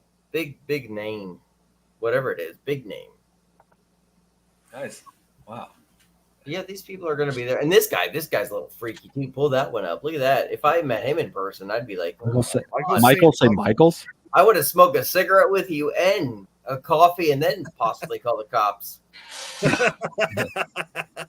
then AEW wrestlers they bring in, I don't know much about wrestling anymore, but and Glacier. Jeremy. The two gentlemen you showed in the pink shirts, they were in a movie called The Greasy Strangler. So if anyone here likes weird stuff just for the sake of weird, that involves murder. All right. Dom, check if it you're out. looking for more stuff about wrestling, talk to this guy, Jeremy. There's your Twilight. Well, I'm going to. I'm going to. What is this? March, April. That's your Twilight cast. Oh, there you go. Ah, Man. damn. I don't know who they are, but I know I had a crush on her because she was good. Next month, I'm going to a toy convention. Children of the Corn. That's why I brought that up earlier. Oh, wait. If it's something involving corn, I need to see this. Children of the Corn. Because They Nick, are all there. Oh, wow. No. yeah, because That Nick, was an old movie. Nick, we were talking about Children of the Corn earlier because that walkabout Chucky, that guy dressed up in a Child's Play Good Guys outfit in that commercial featured in the movie was actually voiced by John Franklin, who played Isaac in Children of the Corn. Oh, That was him. I'll meet them this weekend. I'll try to recruit them to be on, and then like if I'm able to get them to do a show, I'll involve everybody. Just so question where we make it a really big show, involve the networks, and the appreciation that Don you do to me, and then all of that. You know what I mean? Awesome. I'll figure it out. Yeah. So before we wrap up the show tonight, yes, you guys, since you've been mentioning vampires, Dom, so one of the biggest vampire hits lately is Abigail, which has just been released onto digital, digital. Never heard of it. And I'm considering buying it. And I'm considering buying it real soon so that we could use it for a watch party. You know, we can talk about the movie on the podcast. Cool. Oh, Abigail? that's nice. Yes. Thank you. Nice. That's really kind. Oh yes. So right now, when do you want me to watch it? This weekend? I'm off for the next 9 days. You could fire this up as of a day. Yeah, I was trying to see what would be the best because I know Nick wouldn't be able to make it this weekend because he's got his investigation going on. No, it's not investigation. For those of you that don't I will know, have a show every day. For those of you who don't know, I'm watching 9 days. Heading back to Mansfield, Ohio again with Tom McNicholas for Parasite Con. So we're not going to do the investigation because for two reasons. One, it's expensive as hell, and two, it's one of those investigations you get to investigate like with the big names, if you will. And I share basically like what Jeremy has told me too. Like, unless it's like our own crew, if you got like 100, 200 people at this thing, that's going to cause so much interference, too much noise. So I don't understand why. Wait a minute. Like, hold on. Please go back on that. Just quickly. Are we live on things? Do we have to stop now? Yes, we're live on things, and apparently we've been live for the last 45 minutes. Huh. That's weird. Okay, so do we have to stop now and we can talk offline? No. Oh. Greg's not doing a show? Is he? No, we don't have to do anything. Okay, cool. I'm just live on things.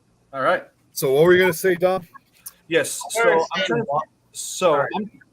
was saying that what I'm saying is I'm trying to figure out the best day and time to set for watch party because I can definitely I get in a hold of the copy. That's the easy part, but it's figuring out when everybody's going to be available for the watch party. Still trying to figure that out. I was actually asking Dominic about what he was trying to say. Oh, I thought you said Don. I know it sounds. I know what you think. What Why are you is going it to not worth it? Just to get it real, like, fast to the point, why is it not worth it? Like, why can't... If you have so many people at this thing, it's... Oh, why? Everyone's going to mistake, like, certain noises as paranormal stuff when there's going to be... It's that big and so many people are there? if you got 100, 200 people at this thing, it's going to cause. Yeah, you get too much noise pollution. Right. No, that's Yeah. the thing. Like, honestly, that's why I don't like do the ghost hunting thing no more, because everybody like wants to be there. If you want to find a real haunted house, and I'm not getting into this, I'm going to leave it alone down in one second or two. Find a real haunted house and be there by yourself with 1 or 2 people. Stay away from those things, man. Well, we've already investigated Mansfield as a private investigation, so we already accomplished that plan. Yeah. You try to go in small groups as possible. Yeah. Yep. Didn't you say something about a private one coming up soon, Nick? Yeah, I got to discuss that privately.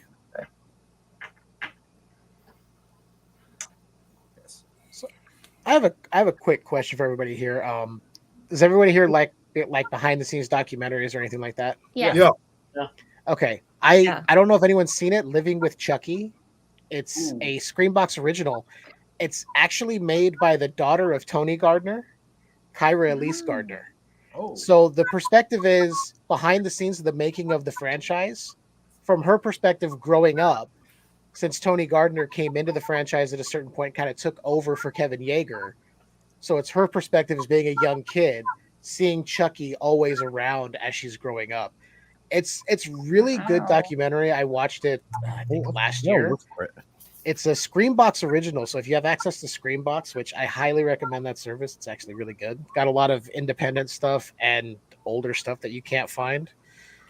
Even stuff that doesn't hit Shudder, and Shudder's got some pretty weird stuff on there. Screambox has got stuff that's even crazier. Oh yeah, I definitely got to see. Title. Yeah, I definitely got to see 2 of these movies on here: Late Night with the Devil and Infested. Yeah, I need to see But, that. I was looking for that documentary, that Chucky documentary on Shudder. I'm surprised it wasn't on there. Is that on? Is that on Tubi TV, Jeff, or is that somewhere else? Where I was showing it there is Screambox, but I can look and see because I keep. If you could put that back up with your password and everything too.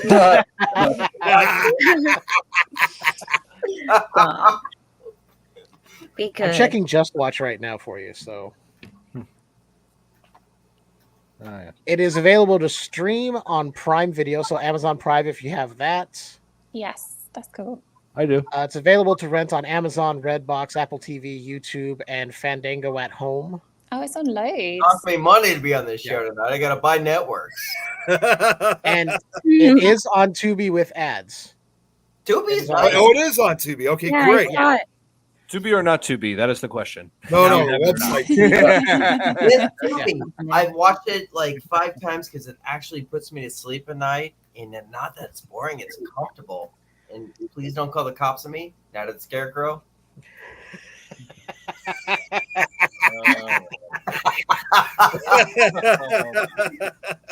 I fucking love that movie on Tubi, and I watch it like when I need to go to sleep. I'll either do Metalocalypse or Night at Scarecrow. Mine's Twilight Zone. I have to have Twilight Zone on. Now, what's the Twilight Zone, Jill? Dawn, are you gonna talk about your project at the moment? I wanted it to be a surprise for. Awesome. Okay, I'll say no more. It's not going to be. It's not going to be next for FearFans, but the following one, because I believe on the following one is where I'm hoping on the following in 2 weeks we can discuss Abigail. I want to see if I don't want to promise that. I want to see if we can do a watch party where all of you guys can see it before we talk about it. Oh, that would be cool. Yeah. So. Yeah. Lauren brought up, I don't know if she's referring to the movie or where she actually was. She also brought Catacombs is good. Have you guys seen those pictures? Have you guys seen the pictures of her posting of when she was in the catacombs? I do like. Oh no! Wait, I thought I said Twilight Zone. Yeah. Wait, I thought it was Twilight. I have mixed feelings about. I haven't read the book yet. I want nothing to do with Twilight. I've seen them The all. books were okay. I thought the books were okay. If the you guys movies do are it, just I'm not awkward. joining that one. I mean, I used to have this unbridled hate for it, but then I was like, you know what? Everyone's gonna like their thing. It's like, who cares? It doesn't affect me one way or the other. You watch Twilight, I'll watch 30 Days of Night. Yeah, I was gonna say, Well, 30 if you think about it, 30 Days of Night was I basically saw that in theaters. 30 Days a Night. Yep. it was basically released around that same time. They call it like the anti-Twilight movie. And I said this actually in the chat with Tom. Anyone who says anything about that vampire Twilight who's all sparkly. It's paragraph. I said what I wanted to say right now with sparkly and the Chucky series because while I wasn't so fucking sparkly with what so sparkly. I lost it when Tom said that last night. What I was gonna say was he's like portrayed as this hero, and I usually say all the time, he's not a hero. He is a captive who allows himself to be exploited by filthy teenage high school girls. Oh, Jesus. No more high school kids, no more shoving your face, and no more golden sprinkles. No sparkly. Oh, yeah. Oh, wait. Here, I got something for you guys. Wait. Hang on. Oh, Is it Nicolas Cage? Can I be I'm nervous? go without handcuffs. I'm tired of that subject. Okay, here we go. Nope. No, wait. It's not what you think. Just Is wait. it Nicolas Cage? No, just wait. Please be Nicolas Cage. Everybody- I know what this is. Here, just wait. And do you, Jacob, take Bella's baby as your wife? I do. I love Bella's baby so much.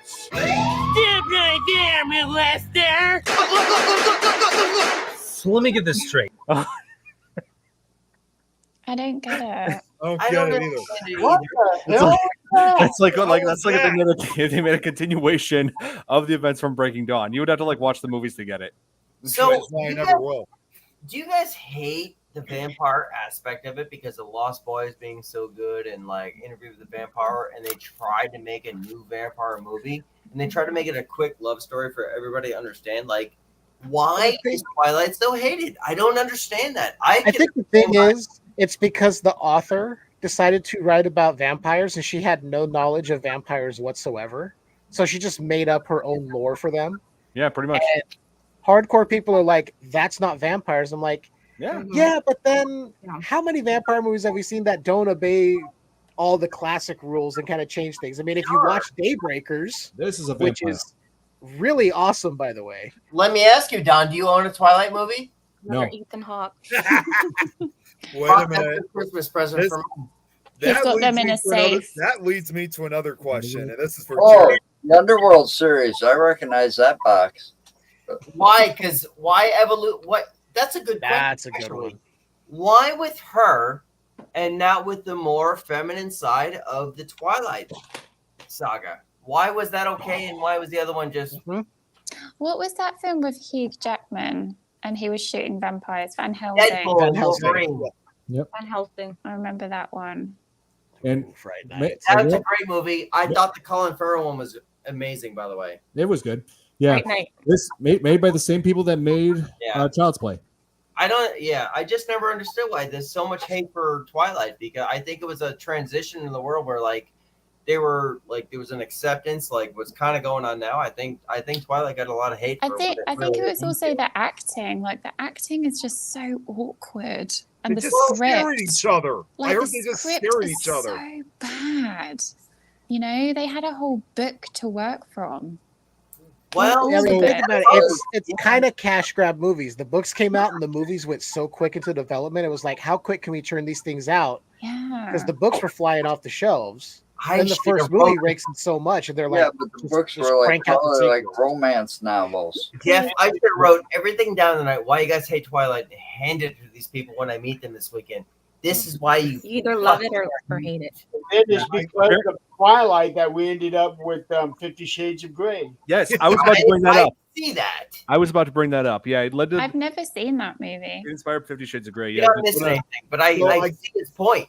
Yeah, I gotta ask because 50 this is actually a question for Jeremy because you got your library.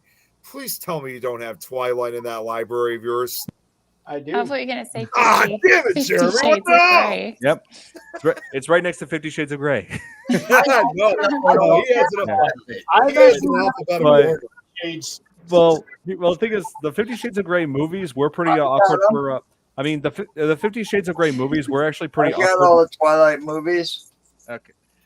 And yeah, like I was saying, the 50 Shades of Grey movies were pretty awkward for one actress, Tippi Hedren, who was in The Birds, because Dakota Johnson, who plays Anna in 50 Shades of Grey movies, is Tippi Hedren's granddaughter. Granddaughter. Mhm. Yeah. Is Nicolas Cage in it? Yeah. What? No. Is ridiculous? Oh, maybe 50 Shades He of loves Cage, him. probably. I just really don't like him. He's Maybe like, I relate to the characters different. Wow. Like even Chris, Why? everybody said she sucks. I relate to her in a different way. I think I like her because Sorry, How is Jeff. it I keep I just don't encountering like- people, and Kate, this is no offense to you, I keep encountering people who do not appreciate Nick Cage, and I'm a huge Nick Cage fan. Oh my. It's fine. It's fine. I Everyone just- has their own taste. I'm not knocking you. But, like, JB, he- my co-host on Tales, cannot stand He him. just plays himself. Like that is just him. He's She's like bored Hugh with- Grant. Well, Like you he could say just that plays about Samuel L. himself. Jackson. I will say, if you want something that is inherently not Nick Cage, watch Willy's Wonderland. He Okay. does not say a word, and it is actually really good. Yeah. That, Okay. and I will say Pig is a close number 2. Willy's Wonderland and Pig are two I like Pig. Nick Cage not playing himself movies. That's the one. I Okay. really enjoy National Treasure and No One. I've Yeah. never seen it, National Knowing? Treasure, but Worker Man. Nicolas Cage is not bad. The knowing and all that, but like Samuel L. Jackson, Not the bees. Not the bees. Not the bees. Hey, wait, you forgot his first movie, Jeff. You forgot the first movie before he was Nicolas Cage. He didn't say a word in that either. Face Off. Fast Times at Ridgemont Fast High. Times. Oh, that's right. And he was, I Yeah. think he was actually credited as Nicholas Coppola in that, wasn't he? Yes, he was. Yeah. He was. He's his yeah, because his uncle is Francis Ford Coppola. Right. I forgot Yeah. that Nicolas Cage was in There's that a movie. chance I gotta run a BB3 show in a minute. I thank you all for letting me be here. This was a fun show, and I appreciate every one of you here. Yes. The chance Thanks, I run Dom. a community chat. I said I would do it at this hour, but yeah, thank you guys for letting me be here. Jeff, I want to reach out to you. Yeah. We haven't talked yet, but yeah. I've had a lot of things going on. My dog had some health Sure. issues we're trying to straighten out, so I completely. But I love you She's on guys. the man. And I She's on the really, really appreciate this. And to all BB3 members here too, you know I love you to death, and I always have everybody's back here. Love you guys. I'm out. Why is it not Take care. working? All right. Yay. See you, Dom. It was great having you on. Try this one. See if that does. Try that. Oh, iPhones. Oh, there it goes. Look at that. Oh, wow. There's also this one. Kate, what if you did this? What if you clapped? Yeah. Oh, Hey, look at that. I like You're a that one. rock star. Oh, Holy cow. Game changer. I feel powerful. This is Wait, magic. can you do Try that that one? again? 2 thumbs down. What this? Let me Okay. be the first to Yeah. say, Kate, is that your backgrounds are now. That is so cool. I Oh like my that. god. awesome. Okay, That I is didn't see awesome. that full thing. Holy cow. That's I always say holy cow. And That then if you was do a the thumbs reveal. down, you can show. I feel like, oh, it's There- ready. Oh, great. my god. Okay, That's what if so you did cool. Let's see. I want to what's the secret behind this? It's just She's the on an iPhone. Apple If phone. you do one thumbs down, you should get fireworks, I think. Fireworks. No, Oh, it's not. it's not working. Bubble. Okay. Maybe thumbs up. Isn't it I this had some one? wrong information. Fireworks. Oh no, maybe it's not just one. fireworks, but Maybe Maybe it's just two one. thumbs Maybe up. it's just one. 2 thumbs down is rain. Maybe it's 2 thumbs up. That's Right random. that is just There's There you the go. There you go. Hey, doesn't that is make just sense? insane. One's rain, the other one's fireworks. Go Joe. Wow, I feel Yeah. like And I don't Katy even have an Perry. Apple phone. I'm so glad somebody else has that because, like I said, I tortured JB Right. on Tales when I first found it out. Kate, can you pop, Honestly, I am shooketh. What is this? It try to feels do like like magic. this, for example, like if it does trigger a reaction what I'm doing with 2 fingers up. What's that? Yeah, you 2 disappear. fingers in is the peace. background. What? No, I Your mean I'm fingers asking, disappear. no, I'm asking try to do that and see if it I goes don't up. think there is one for that. Wow. Is there These one for two? peace? Yeah. No. Oh, I guess it's Nothing, not. I Okay. guess. Oh well, no, it's Confetti Oh, wait, peace there it signs, is. but nothing that way. There's No. Okay. Never mind. Wait, he's trying to make you do a gang sign. Oh, Oh yeah, thanks, Nick. Yeah. What are you doing, Nick? Just remember to use those anytime It has you're the on a power. FaceTime or on What I StreamYard. do Just with remember to do that Power. I all feel the time. powerful. I She's thought got Nick was power. teaching me some like ABBA moves, like something like that going on. The Batu-C. Yeah. Bit of disco. Oh, But he's this is the probably best. trying to teach you some golf and stuff. I feel like Tenacious D, Jack Black. Oh, there you go. Yeah. Nice, golf and nice stuff is pull. fun. Nice pull. Yeah. It's crazy that Jack Black was he started his career being in I Still Know What You Did Last Summer. That was like what, yeah. Yeah, him and those dreadlocks. I was like, wow. Jeff looks just like Jack Black. I told you that the first time I watched you. I was like, Jeff, you should be. You said The yeah. We first should time I call you saw Jack it, Black. Totally. Really? I've never so got much that, but Jack- thank you. I have never. That's you're the first person to ever say that. Thank you. I do appreciate that. He's Yeah, no, totally. What? Hey, For the oh, first, Lord said. first time I saw you. Oh, finally, somebody else. Oh, jeez. You know, I just got. I think the earliest thing I think I've seen with Jack Black. It's not actually. Well, not in a. Well, no way. It wasn't a movie. I was originally going to say it was actually a music video he was in. He was in Foo Fighters with. Oh, what was that song called that he was in? I can't remember what the song was, but no, the earliest was undoubtedly Mars Attacks. Oh yeah. Mars Attacks. I remember that one. Yep. Yeah, he was in that it too. 1995? 1995. Yep. 95. Tim Burton. Yeah, they had so many celebrities in that. It was insane. It was an ensemble crew. Yeah. Learn to Fly. That's what the song was by Foo Fighters that he was in. Right. Yeah. So, see. yeah, I we gotta- remember Jack Black from something in 1993 called Airborne. Oh, Airborne. I don't Wow. recommend watching it because it was bad. Well, that's He was how it playing usually like the starts. A lot bully of these big kid. names are in these bad movies. He was They do. playing like a teenage bully of the new kid who came into town, but was like a really good skateboarder or oh, something. he looks so different back then. I think Seth Green was in it too. So He was. Have you Really guys seen weird.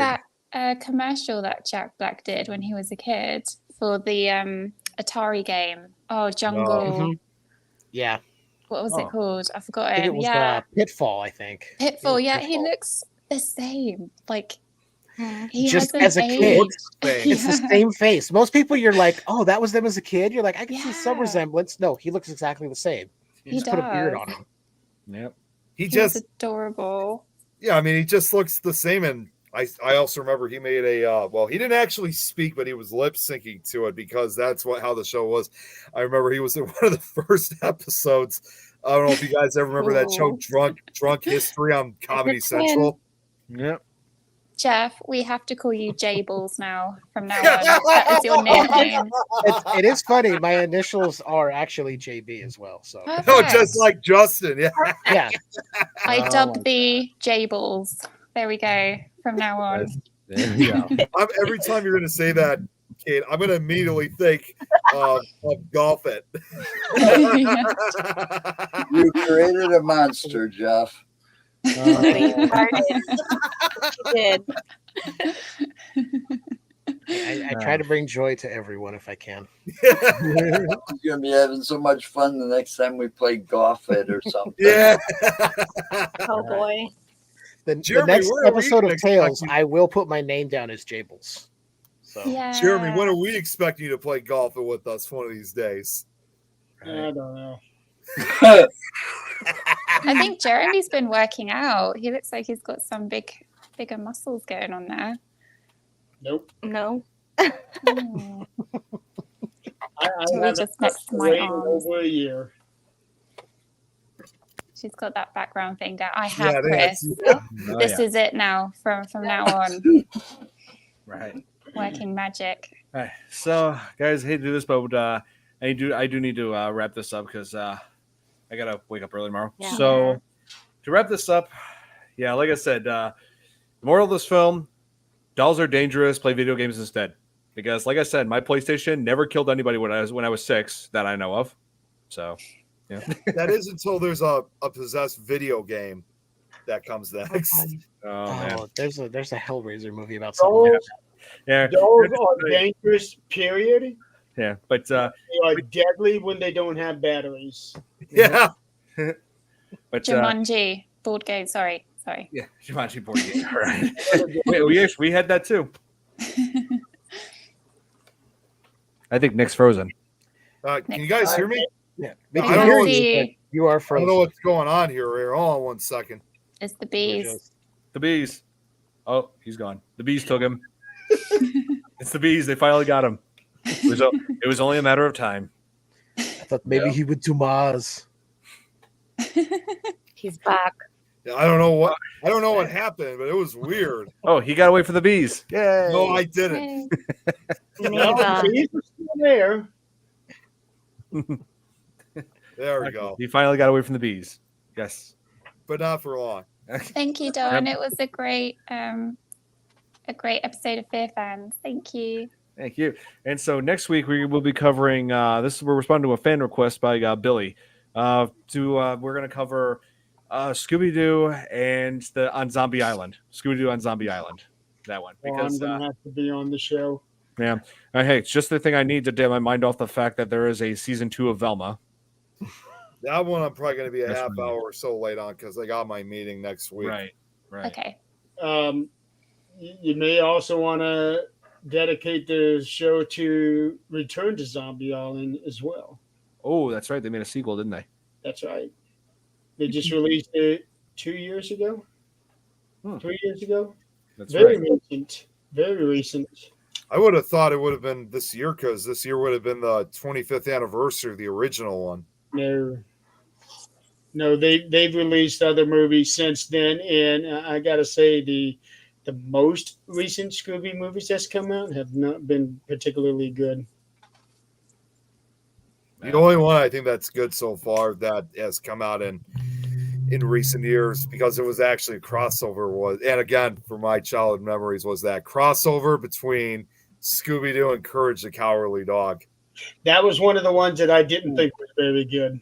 Well, I grew up with Courage, so it was Yeah. kind of a different story for me. Same. Yeah. I like that Anyway. series that was on for a while. That was pretty good. Girls, yep. Which series, Jeff? Yeah, it was the one where the whole town had a whole thing, and Fred's dad, and I don't remember which one it was, but it was really good. It was like the whole mystery. Oh that- yep. I think I know what you're talking about. Yep. The bird that was the villain. I can't. Yeah, there was a whole thing. I watched it a couple years ago during the pandemic, and I was like, "This is actually really good." Yeah. All right. Yeah, so- Mystery Incorporated. That's what it was. Oh yeah. So we got to wrap this up. Be sure to tune in for that, and also I got something special on the way that we're going to be covering on the week after that when it's ready. So Is it something involving Nicolas Cage? Hey, it just might be. Just be sure to yeah. Be sure to tune in to find out. I had to ask. Okay. Wow. So, oh yeah. So oh wait. Don I'm doing doing a- the whole show is Nicolas Cage. Can you imagine like 2 hours of him talking like that? There. This movie was released in 1988, made with a budget of $4 million. That's me doing this. As Can we tolerate that, folks? You need costume changes as well. Just oh to my! make it cool. Oh my God! That Nicolas Cage mask. Oh my God! Yeah. Oh Jesus! Okay, so yeah, be sure to tune in next week. Hope you guys enjoyed tonight's edition of the Fear Fans podcast. And so yeah, I should let you guys know that I'll be back onto doing a live stream on this Thursday, 7 p.m. Central Time, where I will be continuing on with Bring this. the microphone closer. Where I'll be continuing this. Here, hold on. Let's just make it easier. Yep. Yes. This was Kate's birthday gift to me. Yeah, I love this Very game so nice. far, and I want to continue it. So exciting. Yes. I'm living it for you, Don, because I haven't played it. Okay. All right, so hope you guys enjoyed. Be sure to tune in for this Thursday, and also for all of our content, all of our shows. Be sure to tune in. Hi, So, everyone. hope you guys enjoyed. Have a good night. Bye.